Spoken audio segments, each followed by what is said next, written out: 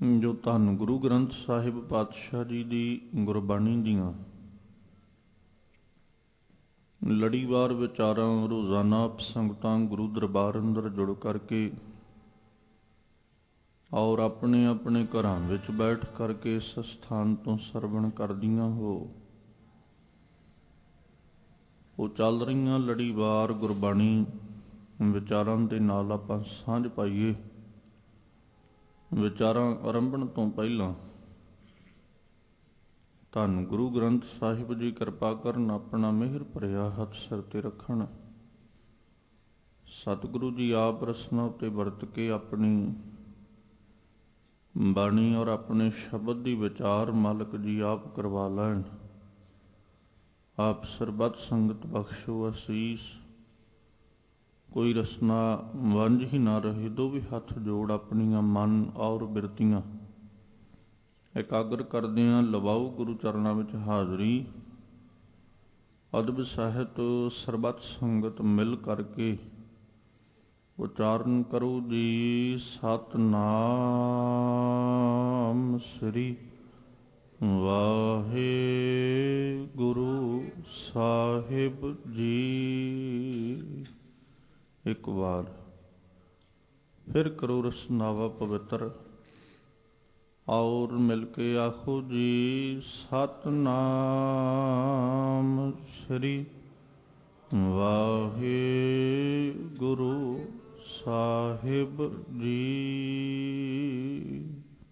ਵਾਹਿਗੁਰੂ ਸਾਹਿਬ ਜੀ। ਸ੍ਰੀ ਰਾਗ ਮਹੱਲਾ ਪੰਜਵਾ। ਮਨ ਬੈਰਾਗ ਪਿਆ, ਦਰਸ਼ਨ ਦੇਖਣੈ ਕਾ ਚਾਓ। ਤਨ ਸੋ ਤੇਰਾ ਥਾਨ ਰਹਾਉ।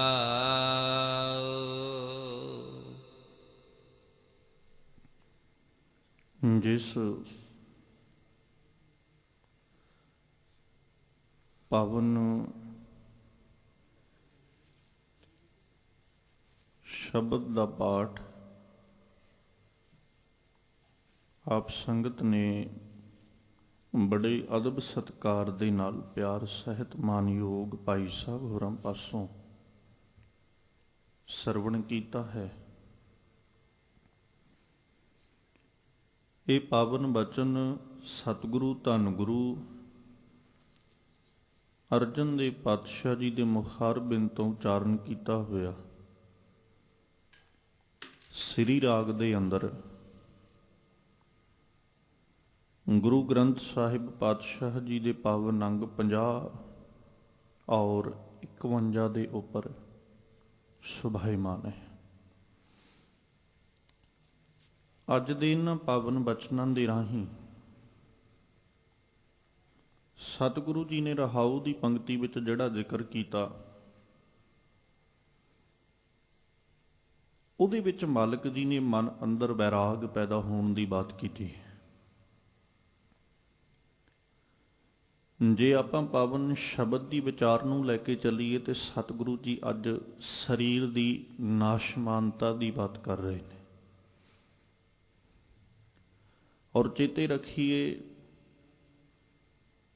ਮਨ ਦੇ ਅੰਦਰ ਵੈਰਾਗ ਤੋਂ ਭਾਵ ਮਨ ਅੰਦਰ ਪ੍ਰੇਮ ਦਾ ਪੈਦਾ ਹੋ ਜਾਣਾ। ਔਰ ਜਦੋਂ ਮਨ ਅੰਦਰ ਪ੍ਰੇਮ ਪੈਦਾ ਹੋਇਆ ਤੇ ਫਿਰ ਦਰਸ਼ਨ ਦੇਖਣ ਦਾ ਇੱਕ ਚਾਅ, ਇੱਕ ਭਾਵਨਾ ਪੈਦਾ ਹੋਈ। ਜਦੋਂ ਤੱਕ ਪ੍ਰੇਮ ਨਹੀਂ ਉਦੋਂ ਤੱਕ ਦੀਦਾਰਾਂ ਦਾ ਚਾਅ ਵੀ ਨਹੀਂ। ਜਦੋਂ ਪ੍ਰੇਮ ਪੈਦਾ ਹੁੰਦਾ ਹੈ ਦਰਸ਼ਨਾਂ ਦਾ ਚਾਅ ਵੀ ਉਦੋਂ ਹੀ ਪੈਦਾ ਹੁੰਦਾ। ਇਉਂ ਕਹਿ ਸਕਦੇ ਹਾਂ, ਪ੍ਰੇਮ ਤੋਂ ਬਿਨਾਂ ਵੇਖਣ ਦਾ ਚਾਅ ਵੀ ਨਹੀਂ ਹੈ। ਜੇ ਪ੍ਰੇਮ ਹੋਏਗਾ ਤੇ ਵੇਖਣ ਦਾ ਚਾਅ ਪੈਦਾ ਹੋਏਗਾ। ਇਸੇ ਪੱਖ ਨੂੰ ਲੈ ਕੇ ਧੰਨ ਗੁਰੂ ਗ੍ਰੰਥ ਸਾਹਿਬ ਜੀ ਦੀ ਬਾਣੀ ਵਿੱਚ ਬਾਬਾ ਕਬੀਰ ਜੀ ਜ਼ਿਕਰ ਕਰਦੇ ਆਖਦੇ, ਪੰਥ ਨਿਹਾਰੈ ਕਾਮਨੀ ਲੋਚਨ ਭਰੀ ਲੈ, ਉਸਾਸਾ ਉਰ ਨਾ ਭੇਜੈ ਪਗ ਨਾ ਖਿਸੈ, ਹਰ ਦਰਸ਼ਨ ਕੀ ਆਸਾ। ਉੱਡੋ ਨਾ ਕਾਗਾ ਕਾਰੇ, ਬੇਗ ਮਿਲੀ ਜੈ ਆਪਣੇ ਰਾਮ ਪਿਆਰੇ। ਇੱਕ ਪ੍ਰੇਮ ਹੈ, ਇੱਕ ਚਾਹ ਹੈ ਅੰਦਰ ਦੀਦਾਰਾਂ ਦਾ। ਔਰ ਚੇਤੇ ਰੱਖੀਏ, ਜਿਸ ਚੀਜ਼ ਦੇ ਪ੍ਰਤੀ ਪਿਆਰ ਨਹੀਂ ਹੈ ਨਾ, ਅਸੀਂ ਉਹਨੂੰ ਵੇਖਣਾ ਵੀ ਨਹੀਂ ਚਾਹੁੰਦੇ। ਹੁਣ ਮੰਨ ਲਓ ਕੋਈ ਚੀਜ਼ ਅਸੀਂ ਵਰਤਣੀ ਚਾਹੁੰਦੇ ਆ, ਜੇ ਅਸੀਂ ਵਰਤਣੀ ਚਾਹਾਂਗੇ ਤੇ ਅਸੀਂ ਵੇਖਾਂਗੇ, ਜੇ ਅਸੀਂ ਵਰਤਣੀ ਹੀ ਨਹੀਂ ਚਾਹੁੰਦੇ ਅਸੀਂ ਵੇਖਾਂਗੇ ਵੀ ਨਹੀਂ। ਫਿਰ ਤੇ ਇੱਕ ਸਿਆਣੇ ਅਖਾਣ ਵਰਤਦੇ ਨੇ ਵੀ ਜਿਸ ਪਿੰਡ ਹੀ ਨਹੀਂ ਜਾਣਾ ਉਹਦਾ ਰਾਹ ਪੁੱਛ ਕੇ ਵੀ ਕੀ ਲੈਣਾ। ਮਤਲਬ ਜਿਹਦੇ ਪ੍ਰਤੀ ਪਿਆਰ ਹੀ ਨਹੀਂ ਹੈ ਉਸ ਨੂੰ ਵੇਖ ਕੇ ਵੀ ਕੀ ਲੈਣਾ। ਹੁਣ ਸਤਿਗੁਰੂ ਜੀ ਨੇ ਪਹਿਲੋਂ ਜ਼ਿਕਰ ਕੀਤਾ, ਕਹਿੰਦੇ ਮਨ ਬੈਰਾਗ ਭਇਆ, ਮਨ ਵਿੱਚ ਪ੍ਰੇਮ ਪੈਦਾ ਹੋਇਆ। ਪਹਿਲੋਂ ਪਿਆਰ ਪੈਦਾ ਹੋਇਆ, ਦੀਦਾਰਾਂ ਦੀ ਗੱਲ ਬਾਅਦ ਵਿੱਚ ਹੈ, ਦਰਸ਼ਨਾਂ ਦੀ ਬਾਤ ਬਾਅਦ ਵਿੱਚ ਹੈ। ਕਹਿੰਦੇ ਮਨ ਦੇ ਅੰਦਰ ਐਸਾ ਵੈਰਾਗ ਪੈਦਾ ਹੋਇਆ ਕਿ ਉਸ ਵੈਰਾਗ ਨੇ, ਉਸ ਪ੍ਰੇਮ ਨੇ ਦੀਦਾਰਾਂ ਦੀ ਚਾਹ ਪੈਦਾ ਕਰਤੀ, ਇੱਛਾ ਪੈਦਾ ਕਰਤੀ।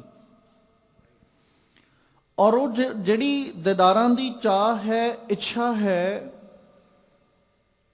ਉਸ ਨੂੰ ਲੈ ਕਰਕੇ ਫਿਰ ਸਾਹਿਬ ਕਹਿੰਦੇ ਧੰਨ ਸੋ ਤੇਰਾ ਥਾਨ। ਹੁਣ ਇੱਥੇ ਖਿਆਲ ਰੱਖਿਓ, ਬਾਹਰੀ ਤੌਰ ਉੱਤੇ ਬਾਤ ਨਹੀਂ ਹੈ, ਇਹਦੇ ਵਿੱਚ ਰਤਾ ਮਾਤਰ ਵੀ, ਇਸ ਪਾਵਨ ਸ਼ਬਦ ਵਿੱਚ ਬਾਹਰੀ ਤੌਰ ਦਾ ਕੋਈ ਵੀ ਆਪਾਂ ਕਹਿ ਸਕਦੇ ਹਾਂ ਵੀ ਜ਼ਿਕਰ ਨਹੀਂ ਹੈ। ਇਹ ਜਿਹੜੇ ਦੀਦਾਰਾਂ ਦਾ ਚਾਹ ਹੈ ਨਾ, ਇੱਛਾ ਹੈ, ਉਹ ਵੀ ਆਪਣੇ ਅੰਦਰੋਂ ਹੀ ਅਧਿਆਤਮ ਤੌਰ ਉੱਤੇ ਰੱਬ ਜੀ ਦੇ ਦੀਦਾਰਾਂ ਦੀ ਬਾਤ ਹੈ। ਔਰ ਉਸ ਜਿਸ ਮਾਲਕ ਦੇ ਦਰਸ਼ਨ ਕਰਨੇ ਨੇ ਨਾ, ਉਹਦਾ ਆਪਣਾ ਆਪਾ ਜਿਹੜਾ ਉਹਨੇ ਅੰਦਰ ਟਿਕਾਇਆ ਨਾ, ਉਸ ਥਾਂ ਨੂੰ ਵੇਖ ਕੇ ਸਾਹਿਬ ਕਹਿ ਰਹੇ ਧੰਨ ਸੋ ਤੇਰਾ ਥਾਨ। ਕਾਰਨ ਕਿਉਂ? ਕਿਉਂਕਿ ਬਾਕੀ ਸਾਰੇ ਦੇ ਸਾਰੇ ਸਰੀਰ ਦਾ ਜ਼ਿਕਰ ਸਤਿਗੁਰੂ ਨੇ ਕੀਤਾ ਵੀ ਇਹ ਖੇ ਹੈ, ਇਹ ਮਿੱਟੀ ਹੈ, ਮਿੱਟੀ ਦੀ ਢੇਰੀ ਹੈ। ਔਰ ਹੈਰਾਨੀ ਦੀ ਗੱਲ ਹੈ ਕਿ ਇਸ ਮਿੱਟੀ ਦੀ ਢੇਰੀ ਵਿੱਚ ਅਕਾਲ ਪੁਰਖ ਪਰਮੇਸ਼ਵਰ ਬੈਠਾ ਹੈ। ਧੰਨ ਸੋ ਤੇਰਾ ਥਾਨ, ਉਹ ਤੇਰਾ ਥਾਂ ਧੰਨ ਹੈ। ਰੱਬ ਜੀ ਉਹ ਅਸਥਾਨ, ਉਹ ਥਾਂ ਜਿਸ ਜਗ੍ਹਾ ਦੇ ਉੱਤੇ ਤੁਸੀਂ ਆਪਣਾ ਆਪਾ ਟਿਕਾਇਆ ਹੈ। ਜਦੋਂ ਸਰੀਰ ਦੀ ਗੱਲ ਕੀਤੀ ਸਾਹਿਬ ਨੇ ਬਾਣੀ ਵਿੱਚ, ਮਾਲਕ ਜੀ ਤੇ ਇੱਥੋਂ ਤੱਕ ਜ਼ਿਕਰ ਕਰਦੇ ਵੀ ਹੱਡੀਆਂ ਨੇ, ਮਾਸ ਹੈ, ਅੰਤੜੀਆਂ ਨੇ, ਇਹਨਾਂ ਸਾਰੀਆਂ ਚੀਜ਼ਾਂ ਦੇ ਨਾਲ ਮਿਲ ਕੇ ਇਹ ਕਾਇਆ ਬਣੀ। ਹੁਣ ਇਸ ਕਾਇਆ ਦੇ ਅੰਦਰ ਜਿਹੜਾ ਗੰਦਗੀ ਦਾ ਇੱਕ ਢੇਰ ਹੈ, ਔਰ ਸੱਚਮੁੱਚ ਜੇ ਅਸੀਂ ਆਪਣੀ ਕਾਇਆ ਔਰ ਆਪਣੇ ਸਰੀਰ ਦੀ ਅਸਲੀਅਤ ਨੂੰ ਵੇਖੀਏ ਤੇ ਇਹ ਸੱਚਮੁੱਚ ਇੱਕ ਗੰਦਗੀ ਦਾ ਢੇਰ ਹੈ। ਬਸ ਇੰਨਾ ਹੈ ਕਿ ਇਹਦੇ ਉੱਤੇ ਉਸ ਮਾਲਕ ਜੀ ਨੇ ਇੱਕ ਚਾਮ ਦਾ ਕੱਪੜਾ ਲਪੇਟਿਆ ਹੋਇਆ, ਚੰਮ ਲਪੇਟਿਆ ਹੋਇਆ ਹੈ। ਔਰ ਉਹ ਜਿਹੜਾ ਚੰਮ ਲਪੇਟਿਆ, ਉਸ ਚੰਮ ਦੇ ਕਰਕੇ ਸਾਨੂੰ ਇਹ ਗੰਦਗੀ ਦਾ ਢੇਰ ਸੁੰਦਰਤਾ ਦਾ ਖਜ਼ਾਨਾ ਨਜ਼ਰ ਆਉਂਦਾ ਹੈ।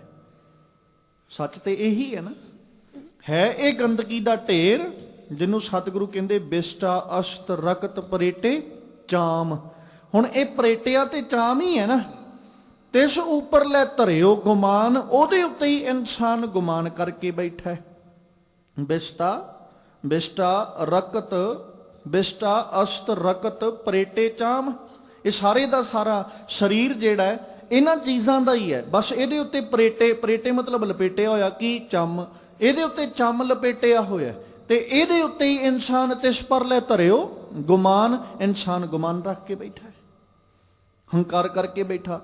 ਹੁਣ ਇਸ ਸਰੀਰ ਦੀ ਅਸਲੀਅਤ ਨੂੰ ਜਾਣਨ ਤੋਂ ਬਾਅਦ ਵਿੱਚ ਸਾਹਿਬ ਜੀ ਨਾਲ ਜ਼ਿਕਰ ਕਹਿ ਰਹੇ ਧੰਨ ਸੋ ਤੇਰਾ ਥਾਨ। ਰੱਬ ਜੀ ਤੇਰਾ ਥਾਨ ਧੰਨ ਹੈ ਵੀ ਤੂੰ ਇਸ ਗੰਦਗੀ ਦੇ ਢੇਰ ਵਿੱਚ ਵੀ ਆਪਣਾ ਆਪਾ ਟਿਕਾਇਆ ਹੋਇਆ ਹੈ। ਔਰ ਕਦੇ ਬੈਠ ਕੇ ਪੜਚੋਲ ਕਰੋ, ਕੀ ਇਸ ਦੀ ਹੋਂਦ ਰੱਬ ਤੋਂ ਬਿਨਾਂ ਹੈ? ਜੇ ਅਸੀਂ ਆਪਣੇ ਕਾਇਆ ਦੀ ਗੱਲ ਕਰਾਂਗੇ, ਸਰੀਰ ਦੀ ਗੱਲ ਕਰਾਂਗੇ, ਤੇ ਸਰੀਰ ਦੀ ਹੋਂਦ ਕੀ ਰੱਬ ਤੋਂ ਬਿਨਾਂ ਹੈ? ਅੱਜ ਰੱਬ ਜੀ ਆਪਣੀ ਤਾਕਤ, ਆਪਣੀ ਜੋਤ, ਆਪਣੀ ਸੱਤਾ ਇਹਦੇ ਚੋਂ ਖਿੱਚ ਲੈਣ, ਇਸ ਕਾਇਆ ਨੂੰ ਕੌਣ ਪੁੱਛੇਗਾ? ਉਹ ਸਾਰਾ ਜ਼ਿਕਰ ਅੱਜ ਸਤਿਗੁਰੂ ਜੀ ਪਾਵਨ ਸ਼ਬਦ ਵਿੱਚ ਕਰ ਰਹੇ ਨੇ।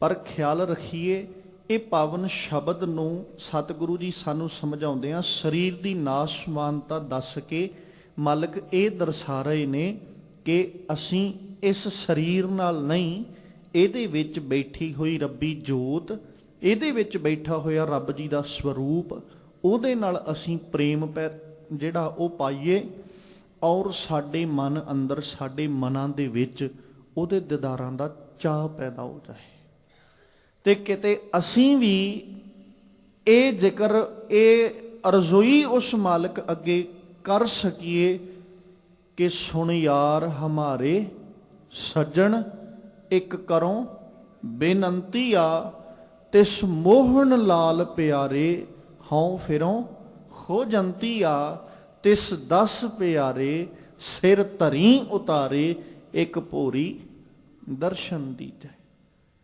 ਕਿਤੇ ਸਾਡਾ ਵੀ ਜਿਹੜਾ ਅੰਦਰ ਹੈ, ਅਸੀਂ ਵੀ ਉਹਦੀ ਪ੍ਰਤੀ ਆਪਣੇ ਹਿਰਦਿਆਂ ਵਿੱਚ ਪ੍ਰੇਮ ਪੈਦਾ ਕਰਕੇ, ਆਪਣੇ ਹਿਰਦਿਆਂ 'ਚ ਵੈਰਾਗ ਪੈਦਾ ਕਰਕੇ ਇਹ ਗੱਲ ਕਹਿ ਸਕੀਏ, ਦਰਸ਼ਨ ਪਿਆਸੀ ਦਿਨਸ ਰਾਤ, ਚਿਤਵੋਂ ਅਨ ਦਿਨ ਨੀਤ, ਖੋਲ ਕਪਟ ਗੁਰ ਮੇਲੀਆ, ਨਾਨਕ ਹਰ ਸੰਗ ਮੀਤ।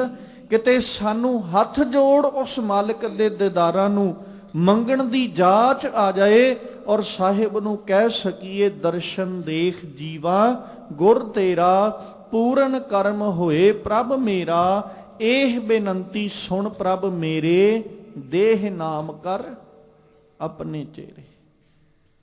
ਦਰਸ਼ਨ ਦੇਖਣਾ ਕਾ ਜਾਓ। ਜਦੋਂ ਨਾ ਸਤਿਗੁਰੂ ਅਰਜਨ ਦੇਵ ਪਾਤਸ਼ਾਹ ਜੀ ਨੂੰ ਪੜ੍ਹਦੇ ਆ ਤੇ ਸਤਿਗੁਰੂ ਜੀ ਬਾਰਾਂਮਾਹ ਦੇ ਵਿੱਚ ਇੱਕ ਜ਼ਿਕਰ ਕਰਦੇ, ਉੱਥੇ ਮਾਲਕ ਜੀ ਨੇ ਜ਼ਿਕਰ ਕਰਦਿਆਂ ਆਖਿਆ, ਮਨ ਤਨ ਪਿਆਸ ਦਰਸ਼ਨ ਘਣੀ, ਕੋਈ ਆਣ ਮਿਲਾਵੇ ਮਾਏ। ਜਿੱਥੋਂ ਆਰੰਭਤਾ ਕਰਕੇ ਲੈ ਕੇ ਤੁਰੇ ਸਾਂ ਕਿ ਪ੍ਰੇਮ ਤੋਂ ਬਿਨਾ ਅਸੀਂ ਇੰਨਾ ਉਤਾਵਲੇ ਹੋ ਸਕਦੇ ਹਾਂ ਵੀ ਸਾਨੂੰ ਦੀਦਾਰ ਹੁਣ ਕਿਸੇ ਹੱਦ, ਕੋਈ ਹੱਦ ਟੱਪਣੀ ਪੈ ਜਾਏ ਪਰ ਅਸੀਂ ਦੀਦਾਰ ਕਰਨੇ ਨੇ। ਜੇ ਪ੍ਰੇਮ ਨਾ ਹੋਵੇ ਕੀ ਇਨਸਾਨ ਇਸ ਅਵਸਥਾ ਦਾ ਮਾਲਕ ਬਣ ਸਕਦਾ ਹੈ? ਕਿ ਮਨ ਤੇ ਤਨ ਵਿੱਚ ਕੀ ਹੈ? ਪਿਆਸ ਦਰਸ਼ਨ ਘਣੀ, ਇੰਨੀ ਕੁ ਦਰਸ਼ਨਾਂ ਦੀ ਪਿਆਸ ਲੱਗੀ ਹੈ, ਕੋਈ ਆਣ ਮਿਲਾਵੇ। ਹੁਣ ਕੋਈ ਆ ਕੇ ਮਿਲਾ ਦੇ, ਬਸ ਮੈਨੂੰ ਤੇ ਦੀਦਾਰ ਚਾਹੀਦੇ ਨੇ। ਕਿਹਦੇ? ਆਪਣੇ ਪਿਆਰੇ ਦੇ, ਆਪਣੇ ਪ੍ਰੀਤਮ ਦੇ ਦਰਸ਼ਨ ਚਾਹੀਦੇ। ਅੰਦਰ ਮਨ ਅੰਦਰ ਕਿੰਨਾ ਚਾਹ ਹੋਏਗਾ, ਮਨ ਅੰਦਰ ਕਿੱਡੀ ਲਾਲਸਾ ਹੋਏਗੀ ਕਿ ਉਸ ਲਾਲਸਾ ਕਰਕੇ, ਉਸ ਦੀਦਾਰਾਂ ਕਰਕੇ ਅਰਜ਼ੋਈਆਂ ਕਰਨੀਆਂ ਸ਼ੁਰੂ ਕਰਤੀਆਂ, ਬੇਨਤੀਆਂ ਕਰਨੀਆਂ ਸ਼ੁਰੂ ਕਰਤੀਆਂ ਵੀ ਹੁਣ ਕਿਸੇ ਹੱਦ ਦੇ ਤੱਕ ਜਾਣਾ ਪਏ, ਕਿਸੇ ਹਾਲਾਤਾਂ ਵਿੱਚੋਂ ਲੰਘਣਾ ਪਏ, ਕਿਸੇ ਸਮੇਂ ਨੂੰ ਵੇਖਣਾ ਪਏ, ਪਰ ਹਰ ਸਮਾਂ ਹਰ ਹਾਲਾਤ ਗੁਜ਼ਾਰਦਿਆਂ ਹੋਇਆਂ ਪਰ ਦਰਸ਼ਨਾਂ ਤੋਂ ਮੁਨਕਰ ਨਹੀਂ ਹੋਣਾ। ਔਰ ਦਰਸ਼ਨਾਂ ਦੀ ਇੱਕ ਇੱਛਾ, ਇੱਕ ਭਾਵਨਾ ਹੀ ਹੈ ਨਾ, ਕਰਵਤ ਭਲਾ ਨਾ ਕਰਵਟ ਤੇਰੀ, ਲਾਗ ਗਲੇ ਸੁਣ ਬਿਨਤੀ ਮੇਰੀ, ਹਉ ਵਾਰੀ ਮੁਖ ਫੇਰ ਪਿਆਰੇ, ਕਰਵਟ ਦੇ ਮੋਕੋ ਕਾਹੇ ਕੋ ਮਾਰੇ। ਜਾਓ ਤਨ ਚੀਰੈ ਅੰਗ ਨਾ ਮੋਰੋਂ, ਪਿੰਡ ਪਰੈ ਤੋ ਪ੍ਰੀਤ ਨਾ ਤੋਰੋਂ, ਹਮ ਤੁਮ बीच भयो नहीं कोई, तुम है सो कंत नार हम सोई, कह कबीर सुनो रे लोई, अब तुमरी प्रतीत ना होई। किन्ना चाह होएगा। और जे चाह की परिभाषा लैनी ना, गुरु तेग बहादुर साहब दा आपां शहीदी पुरब, उन्हां नूं कोटान कोट प्रणाम करने, ਉਹਨਾਂ ਦੇ ਨਾਲ ਜਿਹੜੇ ਸ਼ਹੀਦ ਸਿੱਖ ਹੋਏ ਨੇ ਨਾ, ਕਿਤੇ ਉਹਨਾਂ ਤੋਂ ਪੁੱਛ ਕੇ ਵੇਖੋ ਵੀ ਦਰਸ਼ਨਾਂ ਦੀ ਕੀਮਤ ਕੀ ਹੈ, ਦੀਦਾਰਾਂ ਦੀ ਕੀਮਤ ਕੀ ਹੈ, ਗੁਰੂ ਦੇ ਸਨਮੁਖ ਹੋ ਕੇ ਜਿਉਣਾ ਕੀ ਹੈ ਤੇ ਗੁਰੂ ਤੋਂ ਬੇਮੁਖ ਹੋ ਕੇ ਜਿਉਣਾ ਕੀ ਹੈ। ਗੁਰੂ ਦੇ ਸਨਮੁਖ ਹੋ ਕੇ ਮਰ ਜਾਣਾ ਚੰਗਾ ਹੈ ਕਿ ਗੁਰੂ ਤੋਂ ਬੇਮੁਖ ਹੋ ਕੇ ਜਿਉਣਾ ਚੰਗਾ ਹੈ? ਉਹਨਾਂ ਨੂੰ ਪੁੱਛ ਕੇ ਵੇਖੋ। ਦਰਸ਼ਨਾਂ ਦੀ ਇਹ ਦਰਸ਼ਨਾਂ ਦੀ ਲਾਲਸਾ ਹੀ ਹੈ। ਜੇ ਭਾਈ ਮਤੀ ਦਾਸ ਨੂੰ ਪੁੱਛਿਆ ਜਾਂਦਾ ਵੀ ਆਖਰੀ ਇੱਛਾ ਕੀ ਹੈ, ਆਖਰੀ ਇੱਛਾ ਪ੍ਰਗਟ ਕਰਦਿਆਂ ਕੀ ਆਖਦੇ ਨੇ ਵੀ ਮੇਰੀ ਇੱਛਾ ਇਹ ਹੈ ਕਿ ਜਦੋਂ ਮੇਰੇ ਉੱਤੇ ਤੁਸੀਂ ਆਰਾ ਚਲਾਓ ਤੇ ਉਦੋਂ ਗੁਰੂ ਤੇਗ ਬਹਾਦਰ ਸਾਹਿਬ ਦਾ ਮੁਖ ਮੇਰੇ ਵੱਲ ਹੋਵੇ। ਆਖਰੀ ਇੱਛਾ ਇਹ ਨਹੀਂ ਵੀ ਮੇਰਾ ਆ ਵੀ ਕਾਰਜ ਸਵਾਰ ਦਿਓ, ਮੇਰੇ ਪਰਿਵਾਰ ਨੂੰ ਵੇਖ ਲਿਓ, ਮੇਰਾ ਪਰਿਵਾਰ ਸਾਂਭ, ਨਹੀਂ, ਉਹ ਫਿਕਰ ਹੀ ਕੋਈ ਨਹੀਂ, ਉਹ ਚਿੰਤਾ ਹੀ ਕੋਈ ਨਹੀਂ। ਇੱਕ ਇੱਛਾ ਪ੍ਰਗਟ ਕੀਤੀ ਵੀ ਜੇ ਆਖਰੀ ਇੱਛਾ ਪੁੱਛ ਰਹੇ ਹੋ ਨਾ ਤੇ ਗੁਰੂ ਤੇਗ ਬਹਾਦਰ ਸਾਹਿਬ ਦਾ ਮੁਖ ਮੇਰੇ ਵੱਲ ਹੋਣਾ ਚਾਹੀਦਾ। ਦਿਦਾਰਾਂ ਦੀ ਚਾਹ, ਇੱਛਾ, ਭਾਵਨਾ, ਪ੍ਰੇਮ ਸਾਹਿਬ ਜੀ ਅੱਜ ਇਸੇ ਭਾਵ ਨੂੰ ਪ੍ਰਗਟ ਕਰਦਿਆਂ ਸਾਨੂੰ ਸਮਝਾ ਰਹੇ ਕਿ ਜਦੋਂ ਅੰਦਰ ਬੈਰਾਗ ਪੈਦਾ ਹੁੰਦਾ ਨਾ, ਅੰਦਰ ਚਾਹ, ਇੱਕ ਪ੍ਰੇਮ ਪੈਦਾ ਹੋਵੇ, ਉਮੰਗ ਪੈਦਾ ਹੋਵੇ, ਤੇ ਫਿਰ ਉਹਦੇ ਸਦਕਾ ਆ ਲਾਲਸਾ ਪੈਦਾ ਹੁੰਦੀ ਹੈ, ਜਿਹੜੀ ਲਾਲਸਾ ਅਕਾਲ ਪੁਰਖ ਪਰਮੇਸ਼ਵਰ ਦੇ ਦਿਦਾਰਾਂ ਵਾਸਤੇ ਉਪਜਦੀ ਹੈ। ਤਿਚਰ ਵਸਹਿ ਸੁਹਲੜੀ ਜਿਚਰ ਸਾਥੀ ਨਾਲ, ਜਾਂ ਸਾਥੀ ਉਠੀ ਚੱਲਿਆ ਤਾਂ ਧਨ ਖਾਕੂ ਰਾਲ। ਹੁਣ ਇੱਥੇ ਗੱਲ ਹੈ ਦੇਹੀ ਔਰ ਦੇਹੀ ਦੇ ਵਿੱਚ ਬੈਠੇ ਸਾਥੀ ਦੀ, ਕਿਉਂਕਿ ਦਰਸ਼ਨ ਸਾਥੀ ਦੇ ਕਰਨੇ, ਦੇਹੀ ਦੇ ਨਹੀਂ। ਅਸੀਂ ਸੀਮਤ ਹਾਂ ਦੇਹੀ ਦੇ ਦਰਸ਼ਨਾਂ ਤੱਕ, ਦੇਹੀ ਤੋਂ ਅਗਾਂਹ ਬਾਰੇ ਸ਼ਾਇਦ ਅਸੀਂ ਸੋਚ ਵੀ ਨਹੀਂ ਸਕੇ।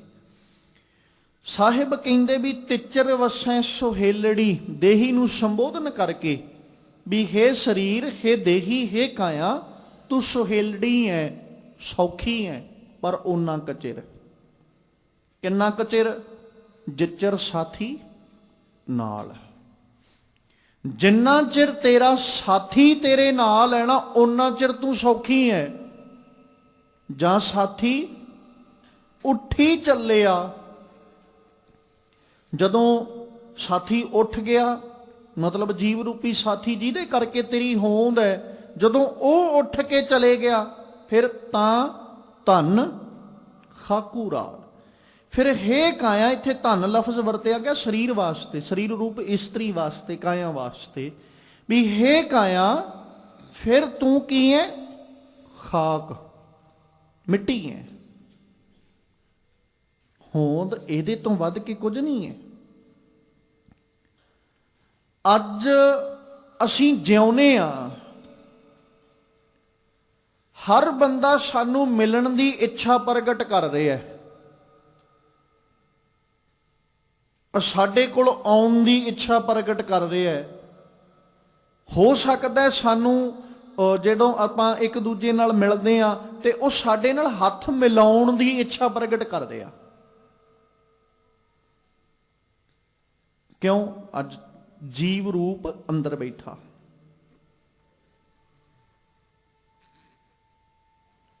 ਔਰ ਜਦੋਂ ਇਸ ਵਿੱਚੋਂ ਸਾਥੀ ਉੱਠ ਕੇ ਚਲੇ ਜਾਂਦਾ ਹੈ, ਕੀ ਹੁੰਦਾ ਹੈ?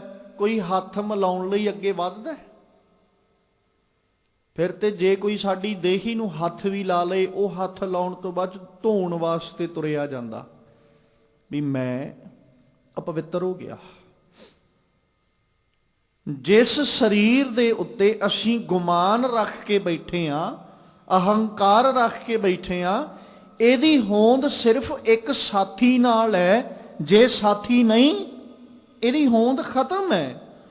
ਔਰ ਇਹ ਓਨਾ ਚਿਰ ਹੀ ਪਵਿੱਤਰ ਹੈ ਜਿੰਨਾ ਚਿਰ ਸਾਥੀ ਇਹਦੇ ਵਿੱਚ ਬੈਠਾ ਹੈ। ਜਦੋਂ ਸਾਥੀ ਉੱਠ ਕੇ ਚਲੇ ਗਿਆ, ਇਹੀ ਦੇਹੀ ਹੈ, ਆਪਵਿੱਤਰ ਹੋ ਜਾਏਗੀ। ਫਿਰ ਨਾ ਤੇ ਕਿਸੇ ਨੇ ਮਿਲਣ ਲਈ ਤਰਸਣਾ, ਨਾ ਸਾਡੇ ਨਜ਼ਦੀਕ ਆਉਣ ਲਈ ਤਰਸਣਾ, ਨਾ ਹੀ ਸਾਡੇ ਨਾਲ ਹੱਥ ਮਿਲਾਉਣ ਲਈ ਕੋਈ ਤਰਸੇਗਾ। ਔਰ ਇਹ ਵੀ ਹੋ ਸਕਦਾ ਹੈ ਕਿ ਇਨਸਾਨ ਸਾਡਾ ਮੁਖ ਵੇਖਣ ਤੋਂ ਵੀ ਇਨਕਾਰੀ ਹੋ ਜਾਏ ਵੀ ਮੈਂ ਵੇਖਣਾ ਵੀ ਨਹੀਂ ਚਾਹੁੰਦਾ। ਤੇ ਅੱਜ ਜਿਉਨੇ ਆ, ਅੱਜ ਸਾਰੇ ਸਾਕ ਸੰਬੰਧੀ ਰਿਸ਼ਤੇਦਾਰ, ਭੈਣ ਭਾਈ, ਦੋਸਤ ਮਿੱਤਰ ਸਾਰੇ ਮੇਲ ਮਿਲਾਪ ਨੂੰ ਤਰਸ ਰਹੇ ਨੇ। ਸੁਹੇਲੜੀ ਹੈ, ਦੇਹੀ ਸੌਖੀ ਹੈ, ਕਿਉਂਕਿ ਸਾਥੀ ਨਾਲ ਬੈਠਾ। ਜਦੋਂ ਇਹਦੇ ਵਿੱਚੋਂ ਸਾਥੀ ਚਲੇ ਜਾਂਦਾ, ਧੰਨ ਗੁਰੂ ਅਰਜਨ ਦੇਵ ਪਾਤਸ਼ਾਹ ਜੀ ਦਾ ਹੀ ਪਾਵਨ ਬਚਨ ਹੈ, ਜਿੱਥੇ ਧਨ ਕਹੈ ਤੂੰ ਵਸ ਮੈਂ ਨਾਲੇ। ਧਨ ਕਹਿ ਰਹੀ ਹੈ ਕਿ ਤੂੰ ਵਸ ਮੈਂ ਨਾਲੇ। ਹੇ ਮੇਰੇ ਪਿਰ, ਮੇਰੇ ਖਸਮ ਜੀ, ਤੂੰ ਮੇਰੇ ਨਾਲ ਵਸ। ਬਚਨ ਦੇ ਛੋੜ ਨਾ ਜਾਸਾ ਹੈ, ਤੂੰ ਮੇਰੇ ਨਾਲ ਵਚਨ ਕਰ, ਤੂੰ ਮੈਨੂੰ ਕਦੇ ਛੱਡ ਕੇ ਨਹੀਂ ਜਾਏਗਾ। ਫਿਰ ਅੱਗੋਂ ਪਿਰ ਕੀ ਕਹਿੰਦਾ? ਪਿਰ ਕਹਿਆ ਹਾਂ ਹੁਕਮੀ ਬੰਦਾ, ਮੈਂ ਤੇ ਹੁਕਮ ਦਾ ਬੱਝਾ ਹੋਇਆ ਆ। ਤੇ ਜਦੋਂ ਹੁਕਮ ਦੇ ਬੱਝੇ ਹੋਏ ਨੂੰ ਉਹਨੇ ਸੱਦਾ ਭੇਜਣਾ, ਉਦੋਂ ਕੀ ਹੋਣਾ? ਜਾਂ ਸੱਦੇ ਤਾਂ ਊਠ ਸਿਧਾਸਾ ਹੈ। ਜਦੋਂ ਉਹਨੇ ਸੱਦ ਲਿਆ, ਫਿਰ ਮੈਂ ਤੇਰੇ ਨਾਲ ਨਹੀਂ ਰਹਿ ਸਕਦਾ। ਔਰ ਕੀ ਸਾਡੇ ਜੀਵ ਰੂਪ ਜਿਹੜਾ ਅੰਦਰ ਬੈਠਾ ਹੈ, ਜਾਂ ਜਿਸ ਤਾਕਤ ਕਰਕੇ ਸਾਡੀ ਕਾਇਆ ਚੱਲ ਰਹੀ ਹੈ, ਜਿਸ ਜੋਤ ਕਰਕੇ ਸਾਡੀ ਕਾਇਆ ਮੂਵਮੈਂਟ ਵਿੱਚ ਹੈ, ਕੀ ਉਹਦੇ ਉੱਤੇ ਕੋਈ ਸਾਡਾ ਜ਼ੋਰ ਹੈ ਵੀ ਅਸੀਂ ਉਹਨੂੰ ਫੜ ਕੇ ਰੱਖ ਸਕੀਏ, ਅਸੀਂ ਉਹਨੂੰ ਬੰਨ੍ਹ ਕੇ ਰੱਖ ਸਕੀਏ? ਉਹਦੇ ਕੋਲ ਤੇ ਆ ਕੇ ਮੌਤ ਇਹ ਕਹਿੰਦੀ ਹੈ, ਹਰ ਫਰਮਾਨ ਦਰਗਾਹ ਕਾ ਆਇਆ, ਚਲੋ ਸਿਤਾਬ ਦੀਵਾਨ ਬੁਲਾਇਆ। ਉੱਥੇ ਤੇ ਫਿਰ ਕੋਈ ਜ਼ੋਰ ਨਹੀਂ, ਕੋਈ ਤਾਕਤ ਨਹੀਂ। ਉੱਥੇ ਤੇ ਭਗਤ ਕਬੀਰ ਸਾਹਿਬ ਨਾਲ ਜ਼ਿਕਰ ਕਰਦੇ ਨਾ ਵੀ ਅੱਗੋਂ ਜੀਵ ਉਹਨਾਂ ਨੂੰ ਵੀ ਕਹਿੰਦਾ ਕਿਛ ਹੀ ਖਰਚ ਤੁਮਾਰਾ ਸਾਰੋਂ, ਵੀ ਮੈਂ ਤੁਹਾਨੂੰ ਵੀ ਖਰਚਾ ਦੇ ਦਿਆਂਗਾ, ਅੱਜ ਦੀ ਰਾਤ ਮੈਨੂੰ ਇੱਥੇ ਰੁਕ ਲੈਣ ਦਿਓ, ਆਪਾਂ ਸਵੇਰ ਦੀ ਨਵਾਜ਼ ਵੀ ਰਸਤੇ 'ਚ ਹੀ ਅਦਾ ਕਰਾਂਗੇ। ਆਪਾਂ ਸਵੇਰੇ ਚੱਲਾਂਗੇ, ਸਵੇਰ ਦੀ ਨਵਾਜ਼ ਆਪਾਂ ਰਸਤੇ ਵਿੱਚ ਹੀ ਅਦਾ ਕਰਾਂਗੇ। ਮਤਲਬ ਆਪਾਂ ਚੱਲ ਪਵਾਂਗੇ ਸਵੇਰ ਹੁੰਦਿਆਂ ਹੀ। ਅੰਮ੍ਰਿਤ ਵੇਲੇ ਦੀ ਨਵਾਜ਼, ਪਹਿਲੀ ਨਵਾਜ਼ ਜਿਹਨੂੰ ਆਖ ਸਕਦੇ ਆ, ਉਹ ਆਪਾਂ ਰਾਹ ਵਿੱਚ ਜਾਂਦਿਆਂ ਕਰਾਂਗੇ ਵੀ ਅੱਜ ਦੀ ਰਾਤ ਮੈਨੂੰ ਇੱਥੇ ਰਹਿ ਲੈਣ ਦਿਓ। ਕੀ ਜ਼ੋਰ ਚੱਲਿਆ? ਸਤਿਗੁਰੂ ਜੀ ਦੀ ਬਾਣੀ ਦਾ ਇੱਕ ਪਾਵਨ ਬਚਨ ਹੈ, ਜਿੱਥੇ ਮਾਲਕ ਪਾਤਸ਼ਾਹ ਜੀ ਜ਼ਿਕਰ ਕਰਦੇ ਆ, ਆਖਦੇ ਕਿ ਜਦੋਂ ਸਮਾਂ ਆ ਬਣਿਆ ਨਾ ਸਾਥੀ ਦੇ ਜਾਣ ਦਾ, ਤੇ ਉਸ ਦੀ ਰਜ਼ਾ ਵਿੱਚ, ਉਸ ਦੇ ਹੁਕਮ ਵਿੱਚ ਉਹ ਇੱਕ ਸਵਾਸ ਵੀ ਵੱਧ ਨਹੀਂ ਲੈਣ ਦਿੰਦਾ। ਇੱਕ ਸਾਹ ਲਈ ਵੀ ਲੋਕ ਤਰਸ ਜਾਂਦੇ ਨੇ ਉਹਦੇ ਅੱਗੇ ਰਜ਼ੋਈਆਂ ਕਰਦਿਆਂ ਹੋਇਆਂ ਵੀ ਇੱਕ ਸਾਹ ਹੀ ਫਾਲਤੂ ਮਿਲ ਜਾਏ। ਔਰ ਅਕਸਰ ਆਪ ਜੀ ਅੱਗੇ ਬੇਨਤੀ ਕਰੀਦੀ ਹੈ, ਜਿਸ ਵਕਤ ਵਸਤੂ ਨਾ ਹੋਵੇ ਨਾ ਕੋਲੇ, ਉਦੋਂ ਉਹਦੀ ਕੀਮਤ ਦਾ ਪਤਾ ਲੱਗਦਾ। ਵਸਤੂ ਕੋਲ ਨਹੀਂ, ਕੀਮਤ ਦਾ ਪਤਾ ਲੱਗਦਾ ਹੈ। ਵਸਤੂ ਕੋਲੋਂ ਚਲੀ ਜਾਏ, ਅਹਿਮੀਅਤ ਦਾ ਪਤਾ ਲੱਗਦਾ ਹੈ। ਦੋਵੇਂ ਚੀਜ਼ਾਂ ਵੱਖਰੀਆਂ ਵੱਖਰੀਆਂ ਨੇ। ਜਦੋਂ ਵਸਤੂ ਕੋਲੇ ਨਹੀਂ, ਬੰਦਾ ਉਹਦੀ ਕੀਮਤ ਬਾਰੇ ਸੋਚਦਾ ਹੈ ਵੀ ਇਹਦਾ ਮੁੱਲ ਬਹੁਤ ਹੈ, ਮੇਰੇ ਕੋਲ ਹੈ ਨਹੀਂ। ਜਦੋਂ ਕੋਲੋਂ ਚਲੀ ਜਾਏ, ਉਦੋਂ ਅਹਿਮੀਅਤ ਦਾ ਪਤਾ ਲੱਗਦਾ ਹੈ ਵੀ ਬੜੀ ਅਹਿਮੀਅਤ ਸੀ ਉਸ ਵਸਤੂ ਦੀ। ਹੁਣ ਇਹਦੇ ਵਿਚਲਾ ਜਿਹੜਾ ਸਿਲਸਿਲਾ ਹੈ, ਜਦੋਂ ਵਸਤੂ ਕੋਲੇ ਆ ਜਾਏ, ਜਿੰਨੀ ਮਰਜ਼ੀ ਬੇਸ਼ੁਮਾਰ ਕੀਮਤੀ ਹੋਵੇ, ਬੰਦਾ ਕਹਿੰਦਾ ਖੇ ਹੀ ਹੈ, ਮੇਰੇ ਹੱਥ 'ਚ ਹੈ। ਫਿਰ ਨਾ ਕੋਈ ਅਹਿਮੀਅਤ, ਨਾ ਕੋਈ ਕੀਮਤ, ਕੁਝ ਵੀ ਨਹੀਂ। ਇੱਥੋਂ ਤੱਕ ਬੰਦਾ ਸੰਭਾਲਣ ਤੋਂ ਵੀ ਗੁਰੇਜ਼ ਕਰਦਾ ਹੈ ਵੀ ਇਹਨੂੰ ਸਾਂਭ ਕੇ ਕੀ ਲੈਣਾ, ਇਹ ਤੇ ਮੇਰੇ ਕੋਲ ਹੀ ਹੈ। ਜਦੋਂ ਉਹ ਵਸਤੂ ਕੋਲੋਂ ਚਲੀ ਜਾਂਦੀ ਹੈ, ਫਿਰ ਪਤਾ ਲੱਗਦਾ ਵੀ ਨਹੀਂ, ਉਹਦੀ ਤੇ ਅਹਿਮੀਅਤ ਬਹੁਤ ਸੀ। ਜਿਵੇਂ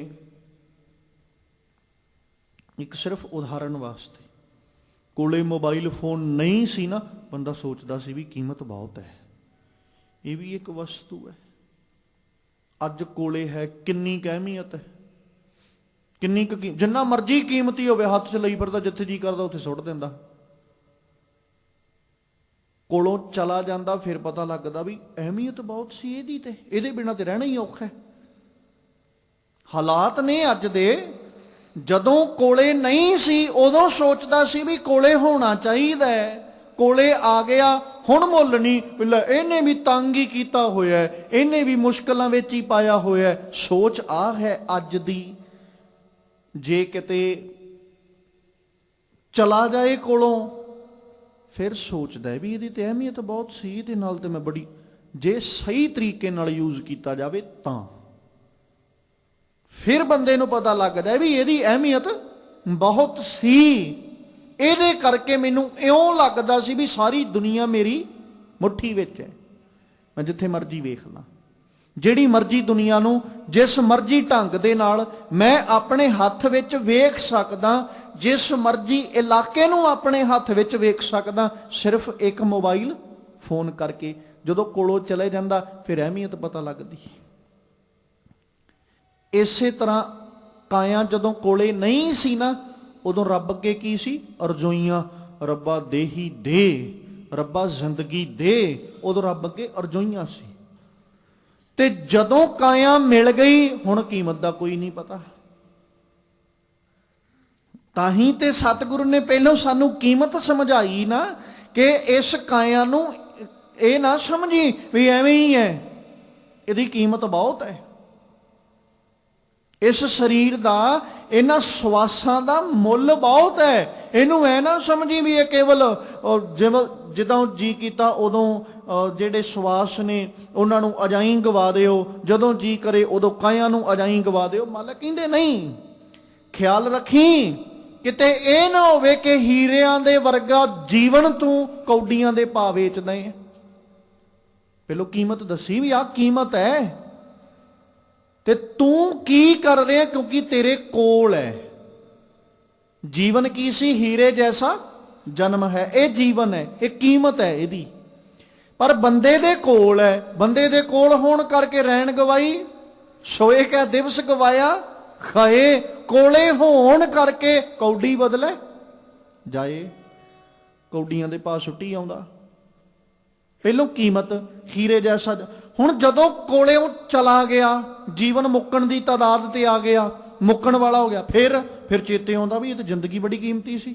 ਅਹਿਮੀਅਤ ਦਾ ਪਤਾ ਲੱਗਣ ਲੱਗ ਗਿਆ ਨਾ, ਵੀ ਮੈਂ ਸਾਰੀ ਜ਼ਿੰਦਗੀ ਵੀ ਅਜਾਈਂ ਗਵਾਤੀ, ਸਾਰੀ ਜ਼ਿੰਦਗੀ ਵੀ ਅਜਾਈਂ ਲੰਘ ਗਈ। ਉਦਣ ਇਹਨੂੰ ਅਹਿਮੀਅਤ ਦਾ ਪਤਾ ਲੱਗਣ ਲੱਗ ਗਿਆ। ਕੋਲੇ ਸੀ, ਕੀਮਤ ਦਾ ਵੀ ਨਹੀਂ ਸੀ ਪਤਾ। ਕੋਲੇ ਨਹੀਂ ਸੀ, ਰੱਬ ਅੱਗੇ ਰੋਜ਼ ਅਰਦਾਸਾਂ ਸੀ, ਰੱਬਾ ਬਚਾਲਾ ਗਰਭ ਦੀ ਅੱਗ ਵਿੱਚ ਕਿਤੇ ਸੜ ਨਾ ਜਾਵਾਂ, ਰੱਬਾ ਕਿਰਪਾ ਰੱਖ ਕਿਤੇ ਗਰਭ ਦੀ ਅਗਨ ਦੀ ਭੇਟ ਨਾ ਚੜ ਜਾਵਾਂ। ਰੱਬ ਨੇ ਅਰਜ਼ੋਈਆਂ ਅਰਦਾਸਾਂ ਸੁਣ ਲਈਆਂ, ਜ਼ਿੰਦਗੀ ਦੇਤੀ, ਕਾਇਆ ਦੇਤੀ। ਕਾਇਆ ਮਿਲ ਗਈ, ਹੁਣ ਕਿਹਦੀ ਪਰਵਾਹ? ਮੰਨਦਾ ਕਿਸੇ ਨੂੰ? ਸਤਿਗੁਰੂ ਜੀ ਨੇ ਬਾਣੀ ਦੇ ਵਿੱਚ ਜ਼ਿਕਰ ਕਰਦੇ ਆਖਿਆ, ਕਹਿੰਦੇ ਮੁਖ ਤਲੈ ਪੈਰ ਉਪਰੈ ਵਸੰਦੜੋ ਕੋਹਥੜੇ ਥਾਏ, ਨਾਨਕ ਸੋ ਧਨੀ ਕਿਉਂ ਵਿਸਾਰਿਓ ਉਧਰ ਜਿਸ ਦੇ ਨਾਏ। ਉਹ ਧਨੀ ਨੂੰ ਕਿਉਂ ਭੁਲਾਤਾ ਤੂੰ, ਜਿਹਦੇ ਕਰਕੇ ਉਲਟੇ ਤੋਂ ਸਿੱਧਾ ਹੋਇਆ। ਮੁਖ ਤਲੈ ਪੈਰ ਉਪਰੈ, ਤੇ ਥਾਂ ਵਸੰਦੜੋ ਕੋਹਥੜਾ ਥਾਂ, ਗੰਦਾ ਜਿਹਾ ਥਾਂ ਜਿੱਥੇ ਤੂੰ ਵਸਦਾ ਸੈਂ। ਨਾਨਕ ਸੋ ਧਣੀ ਕਿਉਂ ਵਿਸਾਰਿਓ, ਉਹ ਰੱਬ ਜੀ ਨੂੰ ਤੂੰ ਕਿਉਂ ਭੁਲਾ ਦਿੱਤਾ। ਉਧਰ ਹੈ ਜਿਸ ਦਾ ਨਾਏ, ਜਿਹਦੇ ਕਰਕੇ ਤੇਰਾ ਉਧਾਰ ਹੋਇਆ, ਤੇਰਾ ਬਚਾਅ ਹੋਇਆ, ਤੈਨੂੰ ਉਹਨੇ ਉਲਟੇ ਤੋਂ ਸਿੱਧਿਆਂ ਕੀਤਾ, ਤੂੰ ਉਹਨੂੰ ਹੀ ਭੁਲਾਤਾ। ਮੰਨਦਾ ਇਨਸਾਨ ਕਿਸੇ ਨੂੰ? ਕਾਇਆ ਮਿਲਣ ਦੀ ਦੇਰ ਹੈ, ਫਿਰ ਮੈਂ ਹਾਂ ਉਹ ਨਹੀਂ। ਫਿਰ ਇਸ ਬਾਤ ਉੱਤੇ ਇਨਸਾਨ ਆ ਕੇ ਖੜੋ ਜਾਂਦਾ, ਤੇ ਮਾਲਕ ਕਹਿੰਦੇ ਹੇ ਕਾਇਆ, ਤੂੰ ਕਾਇਆ ਮੈਂ ਰੁਲਦੀ ਦੇਖੀ, ਜਿਉਂ ਧਰ ਉੱਪਰ ਸ਼ਾਰੋ ਹੈ, ਤੇ ਖਾਕੂ ਰਾਲ ਹੀ ਹੈ ਨਾ, ਰਲਣਾ ਤੇ ਖੇ ਨਾਲ ਹੀ ਹੈ। ਜਿਹੜੀ ਕਾਇਆ ਉੱਤੇ ਇਨਸਾਨ ਗੁਮਾਨ ਕਰਕੇ ਬੈਠੇ, ਮਾਲਕ ਉਸੇ ਨੂੰ ਸੰਬੋਧਨ ਕਰਕੇ ਕਹਿੰਦੇ ਤੂੰ ਕਾਇਆ ਮੈਂ ਰੁਲਦੀ ਦੇਖੀ। ਇੱਕ ਦੀ ਥੋੜੀ, ਸਾਰਿਆਂ ਦੀ ਹੋਈ। ਜਿਉਂ ਧਰ ਉੱਪਰ ਛਾਰੋ, ਜਿਵੇਂ ਧਰਤੀ ਉੱਤੇ ਖੇ ਉੱਡਦੀ ਨਾ, ਏਦਾਂ ਕਾਇਆ ਤੇਰੀ ਹਾਲਤ ਬਣਦੀ, ਤੇਰੀ ਵੀ ਖੇ ਹੀ ਉੱਡਦੀ ਹੈ। ਔਰ ਇਹਦੇ ਵਿੱਚ ਕੋਈ ਦੋ ਰਾਵਾਂ ਨਹੀਂ। ਇਹ ਨਹੀਂ ਵੀ ਸਾਡੀ ਕਾਇਆ ਦੀ ਖੇ ਨਹੀਂ ਉੱਡਣੀ, ਦੂਜੇ ਦੀ ਉੱਡ ਗਈ, ਮੈਂ ਦੂਜੇ ਦੀ ਖੇ ਉੱਡਦੀ ਵੇਖ। ਜੇ ਦੂਜੇ ਦੀ ਕਾਇਆ ਦੀ ਖੇ ਉੱਡ ਰਹੀ ਹੈ ਨਾ, ਤੇ ਇੱਕ ਦਿਨ ਆਉਣਾ ਜਿੱਦਣ ਸਾਡੀ ਵੀ ਉੱਡਣੀ ਹੈ। ਸੁਭਾਵਕ ਜਿਹੀ ਬਾਤ ਹੈ। ਤਿੱਚਰ ਵਸੈ ਸੁਹੇਲੜੀ, ਅੱਜ ਸੌਖੀ ਹੈ ਤੂੰ, ਕਿਉਂਕਿ ਤੇਰਾ ਸਾਥੀ ਤੇਰੇ ਨਾਲ ਹੈ। ਤੇ ਹੇ ਕਾਇਆ ਇੰਨਾ ਕੁ ਖਿਆਲ ਰੱਖੀ, ਤਿੱਚਰ, ਤਿੱਚਰ ਮਤਲਬ ਓਨਾ ਚੇਰੀ, ਓਨਾ ਕੁ ਸਮਾਂ। ਵਸੇ ਸੁਹੇਲੜੀ, ਓਨਾ ਕੁ ਸਮਾਂ ਹੀ ਸੌਖੀ ਹੈ, ਜਿੱਚਰ ਜਿੰਨਾ ਸਮਾਂ ਸਾਥੀ ਨਾਲ। ਜੇ ਸਾਥੀ 1 ਘੰਟੇ ਵਾਸਤੇ ਹੈ ਤਾਂ ਤੂੰ 1 ਘੰਟੇ ਵਾਸਤੇ ਹੀ ਸੌਖੀ ਹੈ। ਜੇ ਸਾਥੀ 10 ਸਾਲਾਂ ਵਾਸਤੇ ਹੈ ਤੂੰ 10 ਸਾਲਾਂ ਵਾਸਤੇ ਸੌਖੀ ਹੈ। ਜੇ ਸਾਥੀ 70 ਸਾਲਾਂ 100 ਸਾਲਾਂ ਵਾਸਤੇ ਹੈ ਤੇ ਤੂੰ 70 ਤੇ 100 ਸਾਲ ਸੌਖੀ ਹੈ। ਬਸ ਜਿੱਦਣ ਸਾਥੀ ਚਲੇ ਗਿਆ ਉਦਣ ਤੇਰੀ ਕੋਈ ਪਾਇਆ ਨਹੀਂ। ਇਹਦਾ ਕੀ ਮੁੱਲ ਹੈ? ਅੱਜ ਬੰਦੇ ਦੀਆਂ ਸਰੀਰਕ ਹਰ ਅੰਗ ਦਾ ਮੁੱਲ ਹੈ, ਜਿਉਂਦੇ ਦਾ। ਮਰੇ ਤੋਂ ਬਾਅਦ 'ਚ ਕੀ ਮੁੱਲ ਰਹਿ ਜਾਂਦਾ? ਸਮਾਂ ਕੁਝ ਕੁ ਗੁਜ਼ਰ ਜਾਏ ਮਰੇ ਤੋਂ ਬਾਅਦ ਵਿੱਚ, ਕੁਝ ਕੁ ਸਮਾਂ, ਕਿਉਂਕਿ ਇੱਕ ਟਾਈਮ ਲਿਮਿਟ ਦਿੰਦੇ ਨੇ ਡਾਕਟਰਸ ਵੀ, ਇੰਨੇ ਕੁ ਸਮੇਂ ਦੇ ਵਿੱਚ ਸਾਡੇ ਇਹਦੇ ਪਾਰਟਸ ਜਿਹੜੇ ਬਾਡੀ ਦੇ ਉਹ ਕੰਮ ਆ ਸਕਦੇ। ਉਹ ਸਮਾਂ ਵੀ ਗੁਜ਼ਰ ਜਾਏ, ਕੀ ਕੀਮਤ ਹੈ ਇਹਦੀ? ਅੱਜ ਜਿਉਂਦਾ ਆਪਣੇ ਸਰੀਰਕ ਬਾਡੀ ਦੇ ਪਾਰਟ ਨੂੰ ਕਿਸੇ ਨੂੰ ਵੀ ਕਹਿ ਸਕਦਾ ਵੀ ਮੇਰੇ ਆਹ ਪਾਰਟ ਦਾ ਇੰਨਾ ਮੁੱਲ ਹੈ, ਆਹ ਪਾਰਟ ਦਾ ਇੰਨਾ ਮੁੱਲ ਹੈ। ਮਰ ਜਾਏ, ਟਾਈਮ ਪੀਰੀਅਡ ਖਤਮ ਹੋ ਜਾਏ, ਉਦੋਂ ਬਾਅਦ 'ਚ ਕਿਹੜੇ ਪਾਰਟ ਦਾ ਕੀ ਮੁੱਲ ਪਵਾਵਾਂਗੇ?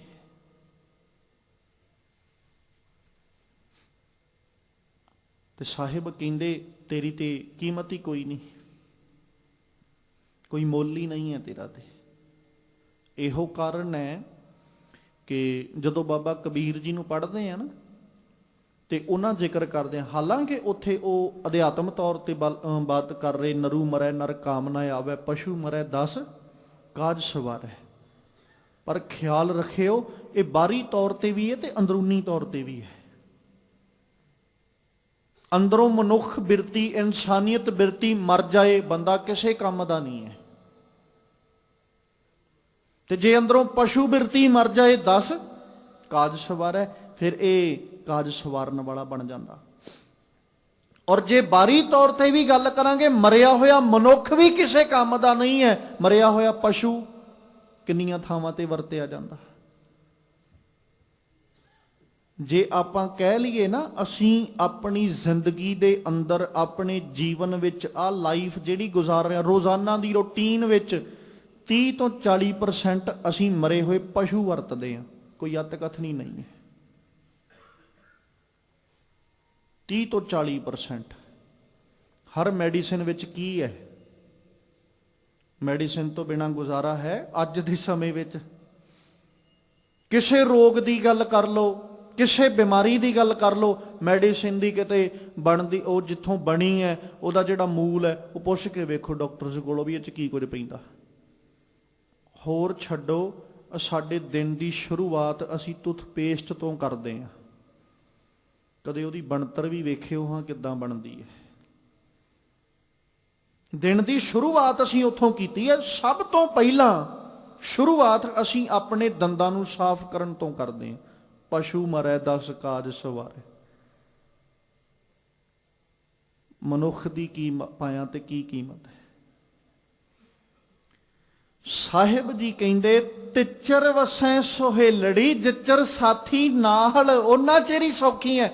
ਜਾਂ ਸਾਥੀ ਉੱਠੀ ਚੱਲਿਆ ਤਾਂ ਧਨ ਖਾਕੂ ਰਾਲ। ਜਿਹਨੂੰ ਬਾਬਾ ਕਬੀਰ ਜੀ ਕਹਿੰਦੇ, ਕਬੀਰ ਧੂਰ ਸਕੇਲ ਕੈ ਪੁਰੀਆਂ ਬਾਂਧੀ ਦੇ, ਦਿਵਸ ਚਾਰ ਕੋ ਪੇਖਣਾ ਅੰਤ ਖੇ ਕੀ ਖੇ। ਹੈ ਤੇ ਮਿੱਟੀ ਹੋਈ ਹੈ। ਕਾਇਆ ਦੀ ਤੇ ਕੋਈ ਕੀਮਤ ਨਹੀਂ ਹੈ, ਕੋਈ ਪਾਇਆ ਹੀ ਕੋਈ ਨਹੀਂ ਹੈ, ਇਹਦੀ ਤੇ ਕੀਮਤ ਕੀ ਹੋਏਗੀ? ਕਾਇਆਂ ਦਾ ਮੁੱਲ ਸਿਰਫ ਓਨਾ ਚਿਰ ਹੀ ਹੈ ਜਿੰਨਾ ਚਿਰ ਸਵਾਸ ਚੱਲਦੇ ਨੇ। ਜਦੋਂ ਸਵਾਸ ਖਤਮ ਹੋ ਜਾਂਦੇ ਨੇ, ਬਾਬਾ ਕਬੀਰ ਜੀ ਦੀ ਬਾਣੀ ਪੜੋ, ਉਹਨਾਂ ਨੇ ਬਹੁਤ ਜ਼ਿਕਰ ਕੀਤਾ। ਧੰਨ ਗੁਰੂ ਤੇਗ ਬਹਾਦਰ ਸਾਹਿਬ ਦੀ ਬਾਣੀ ਪੜੋ, ਮਾਲਕ ਜੀ ਨੇ ਬਾਰ-ਬਾਰ ਸਾਨੂੰ ਝੰਜੋੜ ਕੇ ਆਖਿਆ। ਗੁਰੂ ਜਦੋਂ ਬਾਣੀ ਪੜ੍ਹਦੇ ਆ ਤੇ ਮਾਲਕ ਦੀ ਬਾਣੀ 'ਚ ਜ਼ਿਕਰ ਕਰਦੇ ਆ, ਰੇ ਬੌਰੇ ਤੋਹੇ ਘਰੀ ਨਾ ਰੱਖਿਆ ਕੋਈ। ਕਿਉਂ? ਸਾਹ ਹੀ ਮੁੱਕ ਗਏ। ਵੇਖੋ ਨਾ ਕਿੱਡੀ ਹੈਰਾਨੀ ਦੀ ਗੱਲ ਹੈ। ਅੱਜ ਸਾਹ ਚੱਲ ਰਹੇ, ਹਰ ਬੰਦਾ ਕਹੇਗਾ ਜੀ ਸਾਡੇ ਘਰੇ ਵੀ ਚਰਨ ਪਾ ਦਿਓ। ਹਰ ਬੰਦਾ, ਮਿਲਣ ਵਾਲਾ ਹਰ ਪਰਸਨ ਕਹੇਗਾ ਸਾਡੇ ਘਰੇ ਚਰਨ ਕਦੋਂ ਪਾ ਰਹੇ ਹੋ, ਉਹਨੂੰ ਵੀ ਪਵਿੱਤਰ ਕਰ ਦਿਓ। ਅੱਜ ਕਿਤੇ ਸਰੀਰ ਚੋਂ ਸਾਹ ਨਿਕਲ ਜਾਣ, ਅੱਜ ਕਾਇਆਂ ਚੋਂ ਸਵਾਸ ਨਿਕਲ ਜਾਣ, ਉਹ ਆਪਣੇ ਘਰੇ ਚਰਨ ਤੇ ਕੀ ਪਵਾਉਣੇ ਨੇ, ਹੋ ਸਕਦਾ ਉਹ ਸਾਡੇ ਘਰੇ ਨਾ ਆਵੇ। ਹਾਲਾਂਕਿ ਹਰ ਮਿਲਣ ਵਾਲਾ ਬੰਦਾ ਕਹਿ ਰਿਹਾ ਹੈ, ਉਹ ਫਿਰ ਮਿਲਣ ਵਾਲੇ ਨੇ ਤੇ ਕੀ ਆਖਣਾ, ਜਿਸ ਘਰ ਵਿੱਚ ਅਸੀਂ ਰਹਿ ਰਹੇ ਆ ਉੱਥੇ ਵੀ ਇੱਕ ਥਾਂ ਤੇ ਹੀ ਪੱਕਿਆਂ ਕਰਕੇ ਰੱਖ ਦਿੱਤਾ ਜਾਂਦਾ ਹੈ, ਕਿਤੇ ਹੋਰ ਕਮਰੇ 'ਚ ਨਾ ਲੈ ਜਿਓ। ਜਿਉਂਦਾ ਬੰਦਾ ਸਾਰਾ ਘਰ ਘੁੰਮਦਾ ਫਿਰਦਾ, ਕਦੇ ਇੱਕ ਕਮਰੇ ਚੋਂ ਨਿਕਲਿਆ ਦੂਜੇ 'ਚ, ਦੂਜੇ 'ਚੋਂ ਨਿਕਲਿਆ ਤੀਜੇ 'ਚ, ਫਿਰ ਕਦੇ ਉਤਾਂਹ ਨੂੰ ਤੁਰਿਆ ਜਾਂਦਾ, ਕਦੇ ਹੇਠਾਂ ਤੁਰੇ। ਤੇ ਜਦੋਂ ਬੰਦੇ ਦੇ ਸਰੀਰ ਵਿੱਚੋਂ ਸਵਾਸ ਨਿਕਲ ਜਾਣ, ਕਿਸੇ ਦੂਜੇ ਕਮਰੇ ਵਿੱਚ ਤੇ ਲੈ ਕੇ ਜਾਣਾ ਦੂਰ ਦੀ ਗੱਲ ਹੈ, ਮੰਜੇ ਤੇ ਪਿਆ ਹੋਵੇ ਉਹਨੂੰ ਵੀ ਚੁੱਕ ਕੇ ਥੱਲੇ ਲਾ ਦਿੰਦੇ, ਮੰਜਾ ਹੀ ਨਾ ਕਿਤੇ ਅਪਵਿੱਤਰ ਹੋ ਜੇ।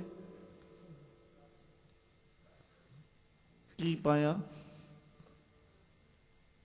ਔਰ ਇਹ ਇੱਕ ਕੌੜਾ ਸੱਚ ਹੈ, ਇਹਦੇ ਤੋਂ ਅਸੀਂ ਮੁਨਕਰ ਨਹੀਂ ਹੋ ਸਕਦੇ। ਸਾਰਿਆਂ ਨਾਲ ਹੀ ਬੀਤਣਾ। ਜਿਹਨੂੰ ਬਾਬਾ ਫਰੀਦ ਜੀ ਜ਼ਿਕਰ ਕਰਦੇ ਆਖਦੇ, ਕਹਿੰਦੇ ਵੀ ਜਦੋਂ ਜੇ ਉਹਨਾਂ ਨੇ ਜ਼ਿਕਰ ਕੀਤਾ, ਮੌਤੇ ਦਾ ਬੰਨਾ ਇਵੇਂ ਦਿਸੈ ਜਿਉਂ ਦਰੀ ਆਵੇ ਢਾਹਾ। ਜਿਵੇਂ ਦਰਿਆ ਨੂੰ ਢਾਹ ਲੱਗੀ ਹੋਈ ਨਾ, ਮੌਤ ਦਾ ਬੰਨਾ ਤੇ ਏਦਾਂ ਦਿਸ ਰਿਹਾ। ਅੱਗੇ ਦੋਜਕ ਤਪਿਆ ਸੁਣੀਏ ਹੂਲ ਪਵੈ ਕਹਾ। ਔਰ ਕਿਤੇ ਉਹਨਾਂ ਨੂੰ ਪੜ੍ਹ ਕੇ ਵੇਖੋ, ਉਹ ਜ਼ਿਕਰ ਕਰਦੇ, ਕਹਿੰਦੇ ਮਲਕਲ ਮੌਤ ਜਾ ਆਵਸੀ ਸਭ ਦਰਵਾਜੇ ਭੰਨ। ਤਿੰਨਾਂ ਪਿਆਰਿਆਂ ਭਾਈਆਂ ਅੱਗੇ ਦਿੱਤਾ ਬੰਨ। ਵੇਖੋ ਬੰਦਾ ਚੱਲਿਆ ਚੌਂ ਜਣਿਆਂ ਦੇ ਕੰਨ, ਹੈ ਕੋਈ ਇਹਦੀ ਪਾਇਆ? ਉਹੀ ਪਿਆਰੇ ਭਾਈ, ਉਹੀ ਪਿਆਰੇ, ਉਹੀ ਮਿੱਤਰ ਦੋਸਤ, ਉਹੀ ਪੁੱਤਰ ਧੀਆਂ ਜਿਨ੍ਹਾਂ ਨੂੰ ਸਾਰੀ ਜ਼ਿੰਦਗੀ ਮੇਰੇ ਮੇਰੇ ਕਰਦਾ ਰਿਹਾ, ਅਗਲਿਆਂ ਨੇ ਮੋਢੇ ਤੇ ਚੁੱਕਣ ਲੱਗਿਆਂ ਮਿੰਟ ਲਾਇਆ।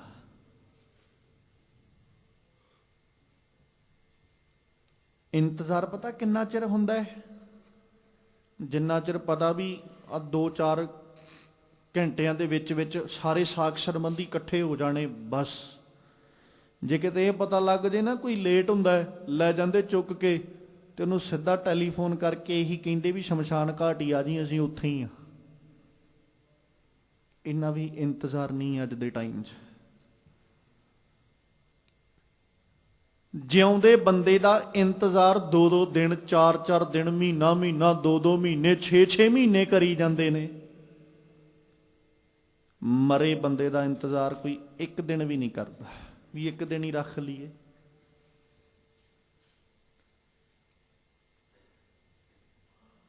ਔਰ ਸਾਹਿਬ ਜੀ ਨੇ ਜ਼ਿਕਰ ਕੀਤਾ, ਕਾਇਆ ਤੇਰੀ ਇਹੀ ਅਸਲੀਅਤ ਹੈ ਕਿ ਜਦੋਂ ਸਾਥੀ ਉੱਠ ਗਿਆ ਨਾ, ਫਿਰ ਤੂੰ ਖਾਕ ਦੇ ਵਿੱਚ ਹੀ ਰਲਣਾ।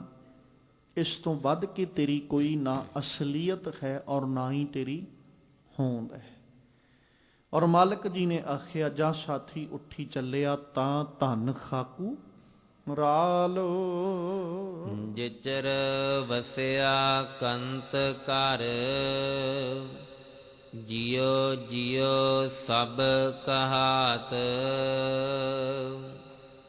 ਜਾਂ ਉਠੀ ਚਲਸੀ ਕੰਤੜਾ ਤਾਂ ਕੋਇ ਨਾ ਪੁੱਛੈ ਤੇਰੀ ਬਾਤ।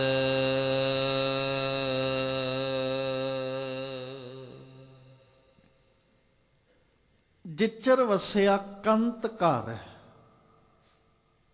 ਅੱਜ ਕੰਤ ਘਰ ਵਿੱਚ ਹੈ ਨਾ, ਰੱਬ ਜੀ ਘਰ ਵਿੱਚ ਨੇ, ਸਰੀਰ ਵਿੱਚ ਸਵਾਸ ਚੱਲ ਰਹੇ, ਪ੍ਰਾਣ ਚੱਲ ਰਹੇ, ਰੱਬ ਜੀ ਦੀ ਜੋਤ ਅੰਦਰ ਹੈ। ਸਾਰੇ ਕੀ ਕਰਦੇ? ਜੀ ਜੀ ਕਰਦੇ ਫਿਰਦੇ।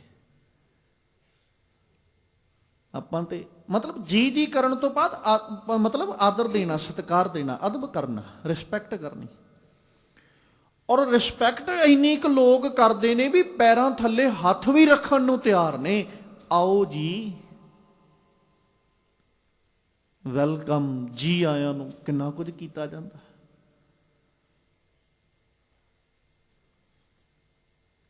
ਜਿਉਂਦੇ ਬਾਹੋਂ ਫੜ ਫੜ ਕੇ ਘਰਾਂ ਨੂੰ ਲੈ ਕੇ ਜਾਂਦੇ ਵੀ ਆ ਜਾਓ। ਹੱਥ ਜੋੜ ਜੋੜ ਕੇ, ਅਰਜ਼ੋਈਆਂ ਕਰ ਕਰਕੇ ਆ ਜਾਓ, ਘਰ ਨੂੰ ਚੱਲੀਏ। ਧੱਕੇ ਨਾਲ ਹੀ 5 ਮਿੰਟ ਹੀ ਬੈਠੇ ਹੋ, ਸਿਰਫ ਚਾਹ ਪੀ ਕੇ ਚਲੇ ਜਾਇਓ। ਜਿਉਂਦੇ ਬੰਦੇ ਦੀ ਹਾਲਤ। ਜਿਚਰ ਵਸਿਆ ਕੰਤ ਘਰ। ਜਿੰਨਾ ਚਿਰ ਕੰਤ ਘਰ ਵਿੱਚ ਵਸਦਾ ਉਹਨਾਂ ਚਿਰ ਹੀ ਆ ਹੈ ਵੀ ਆ ਜਾਓ ਘਰ ਨੂੰ ਚੱਲੀਏ, ਆ ਜਾਓ ਸਾਡੇ ਗ੍ਰਹਿ ਵਿਖੇ ਵੀ ਆ ਜਾਓ। ਸਿਰਫ ਉਹਨਾਂ ਚਿਰ ਹੀ ਅਦਬ, ਸਤਿਕਾਰ, ਰਿਸਪੈਕਟ। ਜਾਂ ਉੱਠੀ ਚੱਲਸੀ ਕੰਤੜਾ, ਚਲੇ ਗਿਆ ਤਾਂ ਕੋਈ ਨਾ ਪੁੱਛੇ ਤੇਰੀ ਬਾਤ। ਜਦੋਂ ਕਿਤੇ ਜਨਾਜ਼ਾ ਲੈ ਕੇ ਜਾਂਦਾ ਹੋਵੇ ਕੋਈ, ਕਿੰਨੇ ਕੁ ਜਣਿਆਂ ਦਾ ਹੱਥ ਫੜ ਫੜ ਕੇ ਅਸੀਂ ਕਹਿੰਦੇ ਵੀ ਆ ਜਾਓ ਅੰਦਰ ਨੂੰ।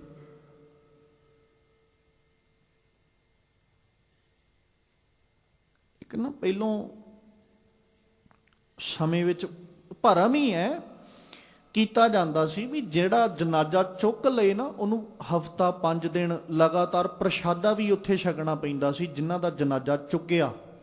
ਭਰਮ ਸੀ ਇੱਕ। ਤੇ ਲੋਕ ਜਨਾਜ਼ਾ ਚੁੱਕਣ ਤੋਂ ਵੀ ਗੁਰੇਜ਼ ਕਰਦੇ ਸਨ ਵੀ ਰੋਜ਼ ਕਿਹੜਾ ਘਰੇ ਤੁਰਿਆ ਜਾਏਗਾ। ਮਤਲਬ ਅਰਥੀ ਚੁੱਕਣ ਤੋਂ ਵੀ ਗੁਰੇਜ਼ ਕਰਨਾ ਵੀ ਉਹੀ ਚੁੱਕ ਲੈਣ ਜਿਹੜੇ ਘਰ ਦੇ ਨੇ। ਘਰੇ ਤੇ ਬਹਿ ਕੇ ਪ੍ਰਸ਼ਾਦਾ ਚੱਕ ਲੈਣਗੇ, ਬਾਹਰਲਾ ਬੰਦਾ ਕਿੱਥੋਂ ਆਏਗਾ। ਮਾਲਕ ਜੀ ਕਹਿੰਦੇ ਜਾਂ ਉੱਠੀ ਚੱਲਸੀ ਕੰਤੜਾ ਤਾਂ ਕੋਈ ਨਾ ਪੁੱਛੇ ਤੇਰੀ ਬਾਤ। ਅੱਜ ਤੇਰੇ ਮਗਰ ਤੁਰਨ ਵਾਲਿਆਂ ਦੀ ਗਿਣਤੀ ਨਹੀਂ, ਕੋਈ ਗਿਣਤੀ ਨਹੀਂ। ਕਿਉਂਕਿ ਅੱਜ ਸਭਨਾਂ ਨੂੰ ਪਤਾ ਹੈ ਕਿ ਤੇਰੇ ਅੰਦਰ ਤੇਰਾ ਕੰਤ ਬੈਠਾ ਹੈ। ਤੇਰੇ ਹੁਕਮ ਉੱਤੇ ਚੱਲਣ ਵਾਲਿਆਂ ਦੀ ਕੋਈ ਗਿਣਤੀ ਨਹੀਂ। ਤੇਰੇ ਕਹੇ ਹੋਏ ਬੋਲਾਂ ਉੱਤੇ ਚੱਲਣ ਵਾਲਿਆਂ ਦੀ ਕੋਈ ਗਿਣਤੀ ਨਹੀਂ। ਪਤਾ ਹੈ ਅੱਜ ਇਹਦੀ ਹੋਂਦ ਹੈ। ਜਾਂ ਉੱਠੀ ਚੱਲਸੀ ਕੰਤੜਾ, ਬਸ ਕੰਤ ਨੂੰ ਉੱਠਣ ਦੇ, ਤੇਰੇ ਮਗਰ ਤੁਰਨ ਵਾਲਾ ਵੀ ਕੋਈ ਨਹੀਂ ਦਿਸਣਾ। ਅੱਜ ਜਿਹੜੇ ਮਗਰ ਤੁਰ ਰਹੇ, ਅੱਜ ਜਿਹੜੇ ਤੇਰੇ ਹੁਕਮ ਤੇ ਫੁੱਲ ਚੜਾ ਰਹੇ, ਅੱਜ ਜਿਹੜੇ ਤੇਰਾ ਹਰ ਕਰਮ ਕਰਨ ਨੂੰ ਤਿਆਰ ਨੇ ਨਾ, ਸਾਹਿਬ ਕਹਿੰਦੇ ਕਿਤੇ ਕੰਤ ਨੂੰ ਕਾਇਆਂ ਚੋਂ ਨਿਕਲਣ ਦੇ, ਤੇਰੀ ਬਾਤ ਵੀ ਕਿਸੇ ਨਹੀਂ ਪੁੱਛਣੀ। ਕੌਣ ਆ ਕੇ ਪੁੱਛੇਗਾ?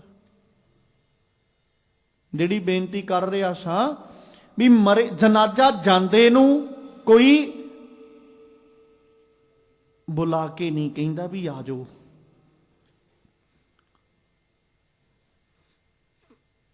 ਦੇਖ ਕੇ ਰੁਕ ਜਾਣਾ ਜਾਂ ਜਨਾਜ਼ੇ ਨੂੰ ਜਾਂਦਿਆਂ ਵੇਖ ਕੇ ਮੁਖ ਫੇਰ ਲੈਣਾ, ਇਦਾਂ ਦੀ ਹਾਲਾਤ ਬਣਦੇ। ਤੇ ਸਾਹਿਬ ਜੀ ਨੇ, ਔਰ ਇਹਦੇ ਵਿੱਚ ਨਾ ਖਿਆਲ ਰੱਖੀਏ, ਹੈ ਤੇ ਸਰੀਰ ਔਰ ਸੰਸਾਰ ਹੈ ਤੇ ਸਾਰੇ ਦਾ ਸਾਰਾ ਨਾਸ਼ਵਾਨ ਹੀ ਹੈ। ਚਾਹੇ ਕਾਇਆਂ ਦੀ ਗੱਲ ਕਰ ਲਓ ਤੇ ਭਾਵੇਂ ਸੰਸਾਰ ਦੀ। ਅੱਜ ਜਿਹਨੂੰ ਆਪਾਂ ਬਾਣੀ ਵਿੱਚ ਪੜ੍ਹਦੇ ਆ ਨਾ, ਸੱਜਣ ਮੇਰੇ ਰੰਗੋਲੇ ਜਾਏ ਸੁਤੇ ਜੀ ਰਾਣ, ਹੰਪੀ ਵੰਜਾਂ ਡੂਮਣੀ ਰੋਵਾਂ ਝੀਣੀ ਬਾਣ। ਜੇ ਅੱਜ ਮੈਂ ਕਿਸੇ ਦੇ ਜਨਾਜ਼ੇ ਤੇ ਜਾ ਰਿਹਾ ਤੇ ਕੱਲ ਨੂੰ ਸਾਡੇ ਜਨਾਜ਼ੇ ਤੇ ਆਉਣ ਵਾਲੇ ਵੀ ਤਿਆਰ ਬੈਠੇ ਨੇ। ਇਹ ਨਹੀਂ ਵੀ ਮੈਂ ਜਨਾਜ਼ੇ ਤੇ ਤੁਰਿਆ ਜਾਣਾ ਤੇ ਮੇਰਾ ਨਾ ਜਨਾਜ਼ਾ ਉੱਠਣਾ ਤੇ ਨਾ ਮੈਨੂੰ ਵੇਖਣ ਆਉਣਾ, ਇਹ ਤੇ ਨਹੀਂ ਹੈ। ਬਸ ਫਰਕ ਇੰਨਾ ਕੀ ਹੈ ਕਿ ਵਾਰੀ ਆਪੋ ਆਪਣੀ ਕੋਈ ਨਾ ਬੰਧੈ ਧੀਰ, ਸਿਰਫ ਆਪਣੀ ਆਪਣੀ ਵਾਰੀ ਦਾ ਇੰਤਜ਼ਾਰ ਹੈ, ਇਹਦੇ ਤੋਂ ਵੱਧ ਕੇ ਕੁਝ ਨਹੀਂ ਹੈ। ਕੋਈ 4 ਦਿਨ ਪਹਿਲੋਂ ਤੁਰਿਆ ਜਾਂਦਾ ਤੇ ਕੋਈ 4 ਦਿਨ ਮਗਰੋਂ ਤੁਰਿਆ ਜਾਂਦਾ ਹੈ, ਪਰ ਤੁਰਨਾ ਸਭਨਾ ਨਹੀਂ ਹੈ। ਕੋਈ ਵੀ ਐਸਾ ਸ਼ਖਸ ਨਹੀਂ, ਸ਼ਖਸੀਅਤ ਨਹੀਂ ਜਿਹਨੂੰ ਅਸੀਂ ਇਹ ਕਹਿ ਸਕਦੇ ਵੀ ਇਹ ਨਹੀਂ ਕਿਤੇ ਜਾਂਦਾ। ਕਈ ਵਾਰ ਤੇ ਹੈਰਾਨ ਹੋ ਜਾਈਦਾ, ਕੋਈ ਮਨੁੱਖ ਚੜ੍ਹਾਈ ਕਰ ਜਾਏ, ਅਸੀਂ ਤੇ ਕੰਨਾਂ 'ਚ ਆਵਾਜ਼ ਪੈ ਜਾਏ ਨਾ ਵੀ ਫਲਾਣਾ ਅੱਜ ਚਲੇ ਗਿਆ, ਤੇ ਸਾਡੀ ਰਸਨਾ ਪਤਾ ਕੀ ਕਹਿੰਦੀ ਹੈ, ਉਹ ਤੇ ਵੇਖਣ ਨੂੰ ਤੇ ਨਹੀਂ ਸੀ ਲੱਗਦਾ ਵੀ ਚਲਾ ਜਾਏਗਾ, ਵੀ ਉਹ ਤੇ ਤੰਦਰੁਸਤ ਸੀ, ਉਹਦਾ ਸਰੀਰ ਬੜਾ ਵਧੀਆ ਸੀ, ਉਹਦੀ ਕਾਇਆ ਵੀ ਤੰਦਰੁਸਤ ਸੀ, ਉਹ ਸਿਹਤ ਬੜੀ ਵਧੀਆ ਸੀ, ਵੇਖਣ ਨੂੰ ਤੇ ਲੱਗਦਾ ਹੀ ਨਹੀਂ ਸੀ, ਉਹ ਵੀ ਚਲਾ ਗਿਆ। ਹੈਰਾਨਗੀ, ਬਿਸਮਾਦ, ਵੀ ਉਹ ਵੀ ਚਲਾ ਗਿਆ। ਤੇ ਫਿਰ ਜਦੋਂ ਅਸੀਂ ਆਪਣੀ ਗੱਲ ਕਰਾਂਗੇ, ਸਤਿਗੁਰੂ ਜੀ ਪਾਵਨ ਬਾਣੀ 'ਚ ਇੱਕ ਜ਼ਿਕਰ ਕਰਦੇ, ਮਾਲਕ ਕਹਿੰਦੇ ਵੀ ਤੂੰ ਤੇ ਬੈਠਾ, ਜਾਂ ਕਿਸੇ ਦੇ ਜਨਾਦੇ ਤੇ ਜਾ ਕੇ ਤੂੰ ਤੇ ਰੋ ਲਿਆ, ਕੁਰਲਾ ਲਿਆ, ਪਰ ਤੈਨੂੰ ਇੰਨਾ ਪਤਾ ਹੈ ਵੀ ਕੱਲ ਨੂੰ ਤੈਨੂੰ ਵੀ ਕੋਈ ਰੋਵੇਗਾ ਕਿ ਨਹੀਂ ਰੋਵੇਗਾ। ਨਾਸ਼ਵਾਨਤਾ ਨੂੰ ਲੈ ਕੇ ਤੇ ਗੁਰਬਾਣੀ ਨੇ ਸਾਡੇ ਕਵਾੜ ਖੋਲੇ ਵੀ ਕਿਤੇ ਇਹਨੂੰ ਸਮਝ ਆ ਜਾਏ ਵੀ ਆ ਬੜੀ ਕੀਮਤੀ ਹੈ, ਚਾਹੇ ਜ਼ਿੰਦਗੀ ਦੇ 10 ਸਾਲ ਹੀ ਹੋਣ, ਪਰ ਬੜੇ ਕੀਮਤੀ ਨੇ, ਬਹੁਤ ਕੀਮਤੀ ਹੈ। ਇੱਕ ਨਾ ਗੁਲਾਬ ਦੇ ਫੁੱਲ ਨਾਲ ਨਾ ਬਾਤਚੀਤ ਕਰਵਾਈ ਇੱਕ ਲੇਖਕ ਨੇ, ਬੜੀ ਸੋਹਣੀ। ਉਹ ਸਵਾਲ ਕਰਦਾ, ਉਹਨੂੰ ਕਹਿੰਦਾ ਵੀ ਗੁਲਾਬ, ਕੀ ਫਾਇਦਾ ਹੋਇਆ ਸੁਗੰਧੀਆਂ ਵੰਡਣ ਦਾ, ਕਿੱਡੀ ਕੁ ਤੇਰੀ ਜ਼ਿੰਦਗੀ ਹੈ, 1 ਦਿਨ 2 ਦਿਨ ਕੱਢ ਦੇਂਗਾ, ਤੇਰੀ ਕੋਈ ਜ਼ਿੰਦਗੀ ਨਹੀਂ ਹੈ। ਤੇ ਅੱਗੋਂ ਨਾ ਗੁਲਾਬ ਜਿਹੜਾ ਉਹ ਜਵਾਬ ਦਿੰਦਾ, ਕਹਿੰਦਾ ਵੀ ਮੈਂ ਥੋੜੀ ਜ਼ਿੰਦਗੀ 'ਚ ਖੁਸ਼ ਹਾਂ, ਪ੍ਰਸੰਨ ਹਾਂ, ਮੈਨੂੰ ਮਾਣ ਹੈ ਆਪਣੀ ਥੋੜੀ ਜ਼ਿੰਦਗੀ ਤੇ ਕਿ ਮੈਂ ਜ਼ਿੰਦਗੀ ਸੁਗੰਧੀ ਵੰਡਦਿਆਂ ਗੁਜ਼ਾਰੀ ਹੈ। ਬਹੁਤੀ ਵੱਡੀ ਜ਼ਿੰਦਗੀ ਦਾ ਕੀ ਲੈਣਾ ਜਿਹੜੀ ਸੁਗੰਧੀ ਤੋਂ ਸਖਣੀ ਹੋਵੇ। ਮੈਂ ਬਹੁਤੀ ਵੱਡੀ ਜ਼ਿੰਦਗੀ ਨੂੰ ਕੀ ਕਰਨਾ ਵੀ ਜੇ ਸੁਗੰਧੀ ਹੀ ਨਾ ਜੀਵਨ ਵਿੱਚ ਹੋਈ ਤੇ ਮੈਂ ਬਹੁਤੀ ਵੱਡੀ ਜ਼ਿੰਦਗੀ ਵੀ ਕੀ ਕਰਾਂਗਾ।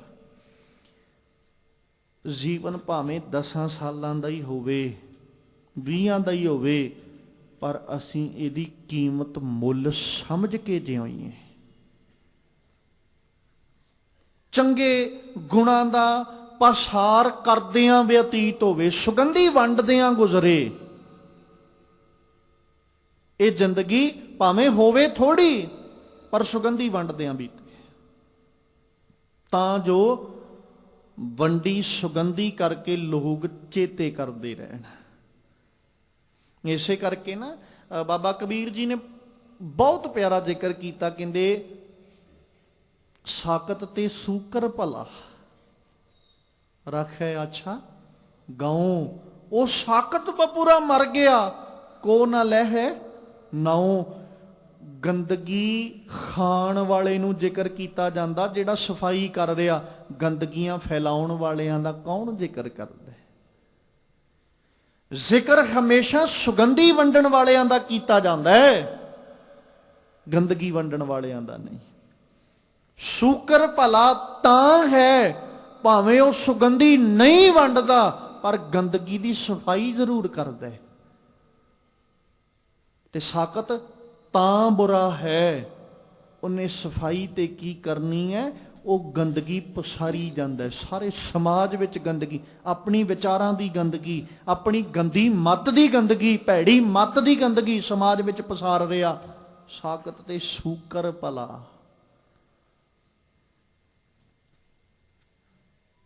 ਮਾਲਕ ਜੀ ਕਹਿੰਦੇ ਜਿਚਰ ਵਸੈ ਕੰਤ ਘਰ, ਵਸਿਆ ਕੰਤ ਘਰ, ਜਿਉ ਜਿਉ ਸਭ ਖਾਤ। ਸਾਰੇ ਅਦਬ ਦਿੰਦੇ, ਸਾਰੇ ਸਤਿਕਾਰ ਦਿੰਦੇ, ਹਰ ਬੰਦਾ ਰਿਸਪੈਕਟ ਦਿੰਦਾ ਹੈ। ਚਾਹੇ ਅਸੀਂ ਕਿਸੇ ਨੂੰ ਮਿਲੀਏ ਤੇ ਭਾਵੇਂ ਨਾ ਮਿਲੀਏ, ਪਰ ਬੰਦੇ ਨੂੰ ਜਿਉਂਦੇ ਨੂੰ ਅਦਬ ਦਿੱਤਾ ਜਾਂਦਾ ਹੈ। ਜਾਂ ਉੱਠੀ ਚੱਲ ਸੀ ਕੰਤੜਾ, ਤਾਂ ਕੋਈ ਨਾ ਪੁੱਛੇ ਤੇਰੀ ਬਾਤ, ਫਿਰ ਇਹਦੀ ਕੋਈ ਬਾਤ ਵੀ ਨਹੀਂ ਪੁੱਛਦਾ।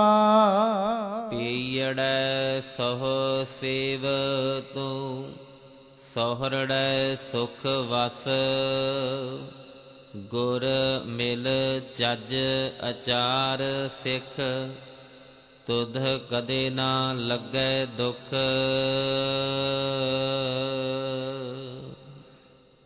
ਪੇਯੜੈ ਪੇਕਾ ਕਰ, ਕੀ ਕਰ? ਸਹ ਸੇਵ ਤੂੰ, ਆਪਣੇ ਖਸਮ ਨੂੰ ਚੇਤੇ ਕਰ। ਜੇ ਪੇਕੇ ਘਰ 'ਚ ਆਪਣੇ ਖਸਮ ਨੂੰ ਚੇਤੇ ਕਰੇਂਗੀ ਨਾ, ਹੇ ਕਾਇਆ, ਸਾਹੁਰੜੈ ਸੁਖ ਵਸ, ਆਪਣੇ ਸਹੁਰੇ ਘਰ 'ਚ ਸੁਖੀ ਵਸੇਂਗੀ। ਜੇ ਪੇਕੇ ਘਰ 'ਚ ਹੀ ਖਸਮ ਚੇਤੇ ਨਾ ਆਇਆ, ਸਹੁਰੇ ਘਰ 'ਚ ਕਿੰਨੇ ਪੁੱਛਣਾ। ਪਰ ਇੱਕ ਬਾਬਾ ਫਰੀਦ ਜੀ ਜ਼ਿਕਰ ਕਰਦੇ, ਫਰੀਦਾ ਜਾ ਕੁਵਾਰੀ ਤਾਂ ਚਾਉ, ਵਿਆਹੀ ਤਾਂ ਮਾਮਲੇ, ਇਹਾ ਪਛੋਤਾਓ, ਵਤ ਕੁਵਾਰੀ ਨਾ ਥੀ ਹੈ।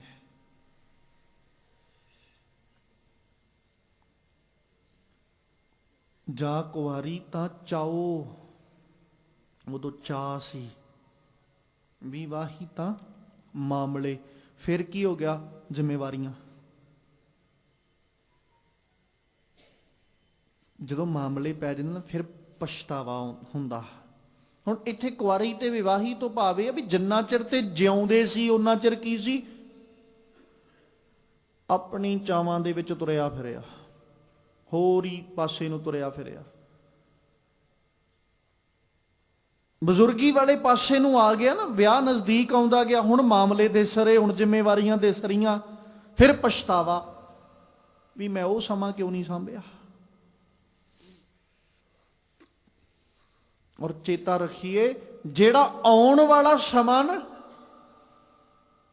ਉਹਦੇ ਪ੍ਰਤੀ ਸਾਨੂੰ ਚੱਲ ਰਹੇ ਸਮੇਂ ਨੂੰ ਛੱਡ ਕੇ ਉਹਦੇ ਪ੍ਰਤੀ ਚਾਹ ਹੈ। ਅਸੀਂ ਆਹ ਸਮੇਂ ਨੂੰ ਨਹੀਂ ਕਦੇ ਜਿਹੜਾ ਉਹਨੂੰ ਸਵਾਰਨ ਦੀ ਕੋਸ਼ਿਸ਼ ਕੀਤੀ ਜਾਂ ਇਹਦਾ ਲਾਭ ਚੁੱਕਣ ਦੀ ਕੋਸ਼ਿਸ਼ ਨਹੀਂ ਕੀਤੀ, ਆਉਣ ਵਾਲੇ ਨੂੰ ਹੀ ਸੋਚੀ ਜਾਂਦੇ, ਉਹਨੂੰ ਸੋਚ ਕੇ ਚਾਵਾਂ 'ਚ ਡੁੱਬੇ ਫਿਰਦੇ ਆ ਵੀ ਆਹ ਸਮਾਂ ਆਏਗਾ।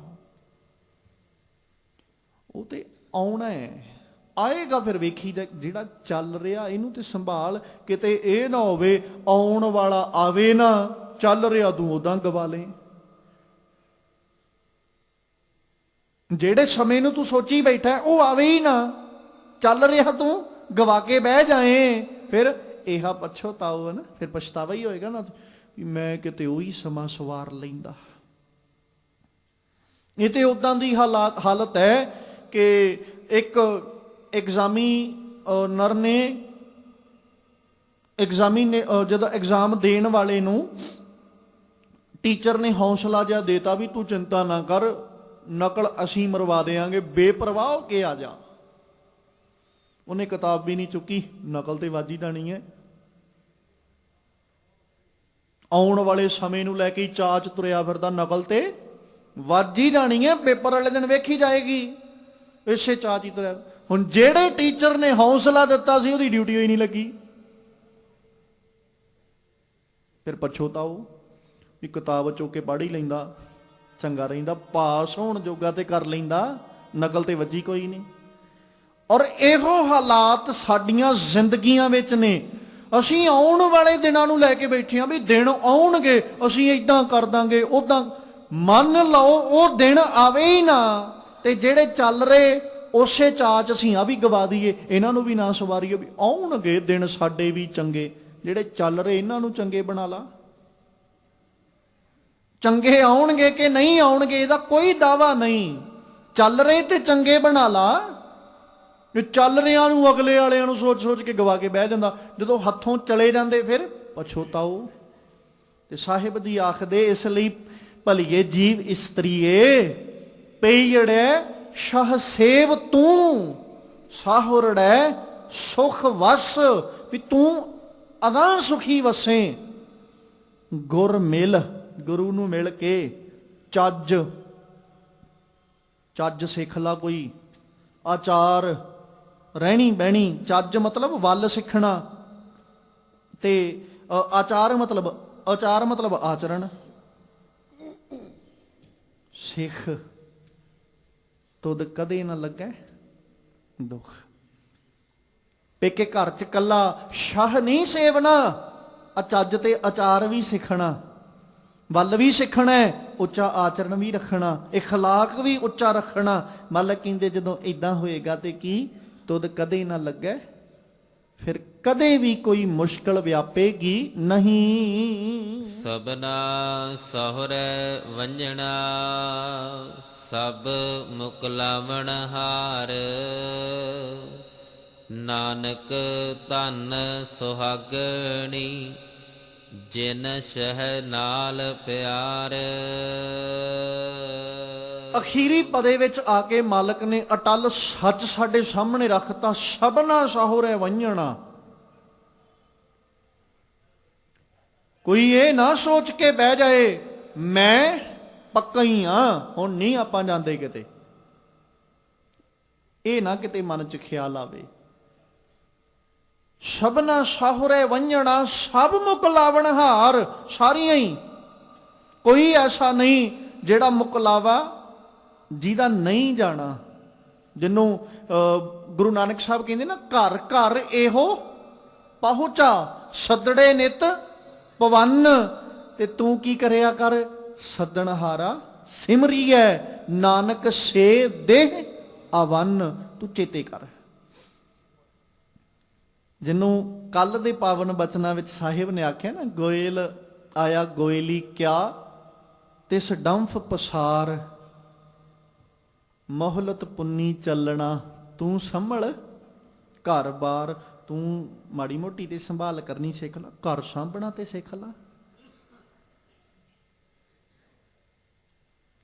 ਮਾਲਕ ਜੀ ਨੇ ਜ਼ਿਕਰ ਕਰਦੇ ਆਖਿਆ, ਜੈਸੇ ਰਹਿਣ ਪ੍ਰਾਹੁਣੇ ਉੱਠ ਚਲਸੈ ਪ੍ਰਭਾਤ।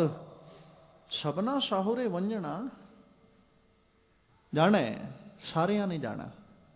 ਤਿਆਰੀ ਤੇ ਕਰ ਲਈਏ।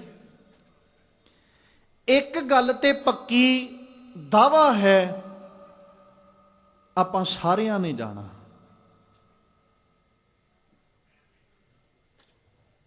ਕੋਈ 4 ਦਿਨ ਪਹਿਲੋਂ ਤੇ ਕੋਈ ਮਗਰੋਂ, ਇਹ ਤੋਂ ਵੱਧ ਕੇ ਕੁਛ ਨਹੀਂ ਹੈ।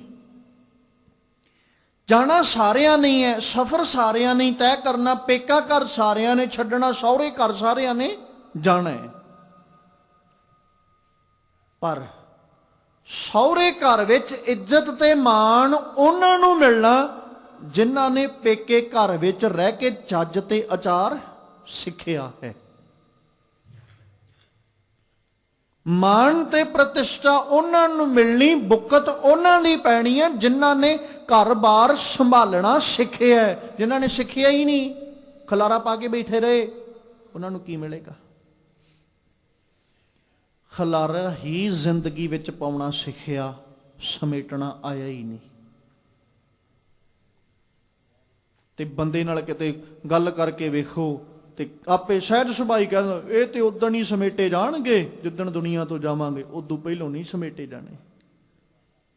ਮਤਲਬ ਮੈਂ ਪਾ ਹੀ ਸਕਦਾ ਖਲਾਰੇ, ਸਮੇਟਣੀ ਨਹੀਂ ਆਉਂਦੇ। ਤੇ ਮਾਲਕ ਜੀ ਕਹਿੰਦੇ, ਸਭਨਾ ਸਾਹੁਰੇ ਵੰਝਣਾ ਸਭ ਮੁਕਲਾਵਣ ਹਾਰ, ਨਾਨਕ ਧਨ ਸੁਹਾਗਣੀ।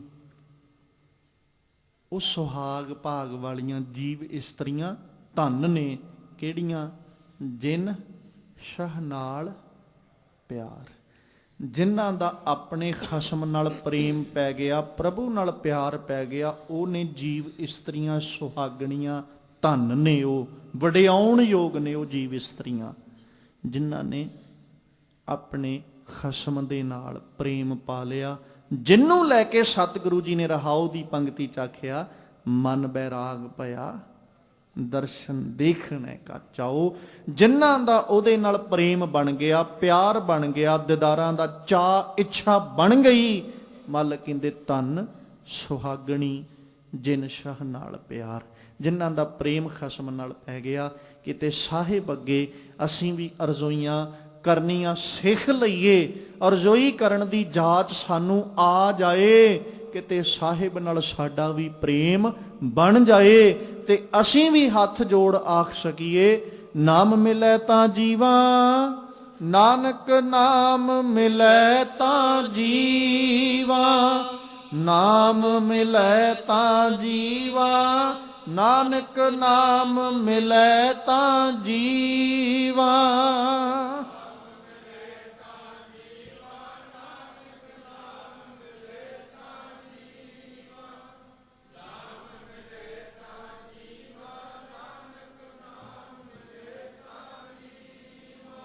ਨਾਮ ਮਿਲੈ ਤਾਂ ਜੀਵਾ, ਨਾਨਕ ਨਾਮ ਮਿਲੈ ਤਾਂ ਜੀਵਾ, ਨਾਮ ਮਿਲੈ ਤਾਂ ਜੀਵਾ, ਨਾਨਕ ਨਾਮ ਮਿਲੈ ਤਾਂ ਜੀਵਾ।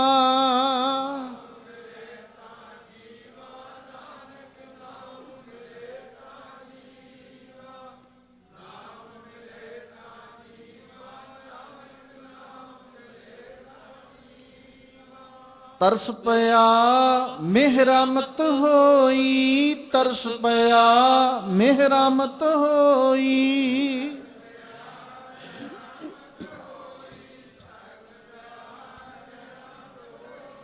ਸਤਿਗੁਰ ਸੱਜਣ ਮਿਲਿਆ, ਸਤਿਗੁਰ ਸੱਜਣ ਮਿਲਿਆ,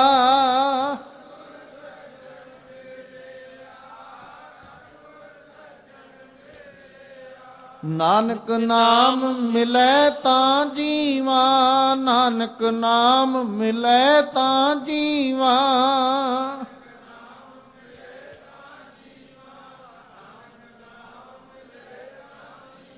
ਤਨ ਮਨ ਥੀਵੈ ਹਰਿਆ, ਤਨ ਮਨ ਥੀਵੈ ਹਰਿਆ,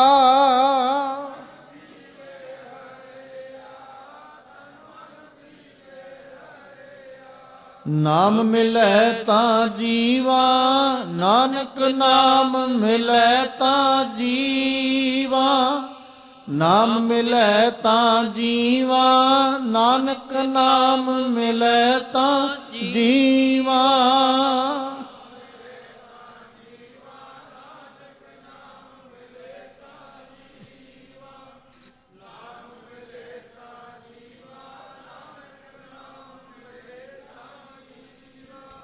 ਸਤਿਗੁਰੂ ਪਾਤਸ਼ਾਹ ਰਹਿਮਤ ਕਰਨ, ਸਾਡੇ ਸਭਨਾਂ ਦੀਆਂ ਹਾਜ਼ਰੀਆਂ ਮਨਾ ਕਰਕੇ ਆਪਣੇ ਦਰ ਤੇ ਪ੍ਰਵਾਨ ਕਰ ਲੈਣ। ਆਪਣੇ ਦਰੋਂ ਘਰੋਂ ਗੁਰਸਿੱਖੀ ਜੀਵਨ ਨਾਮ ਦੀਆਂ ਦਾਤਾਂ ਬਖਸ਼ਿਸ਼ ਕਰਕੇ ਨਿਵਾਜਣ, ਤਾਂ ਜੋ ਸਾਡੇ ਵੀ ਇਹ ਲੋਕ ਸੁਖੀਏ ਪਰਲੋਕ ਸੁਹੇਲੇ, ਨਾਨਕ ਹਰ ਪ੍ਰਭ ਆਪੇ ਮੇਲੇ। ਹੋਈਆਂ ਬੇਅੰਤ ਭੁੱਲਾਂ ਦੀ ਖਿਮਾ ਬਖਸ਼ਣੀ। ਆਓ ਸਤਿਗੁਰੂ ਜੀ ਦੇ ਪਾਵਨ ਉਪਦੇਸ਼ ਨੂੰ ਹਿਰਦਿਆਂ ਵਿੱਚ ਵਸਾ ਲਈਏ। ਸਭਨਾ ਸਹੁਰੈ ਵੰਜਣਾ, ਸਭ ਮੁਖ ਲਾਵਣ ਹਾਰ, ਨਾਨਕ ਧਨ ਸੁਹਾਗਣੀ ਜਿਨ ਸਹਿ ਨਾਲ ਪਿਆਰ।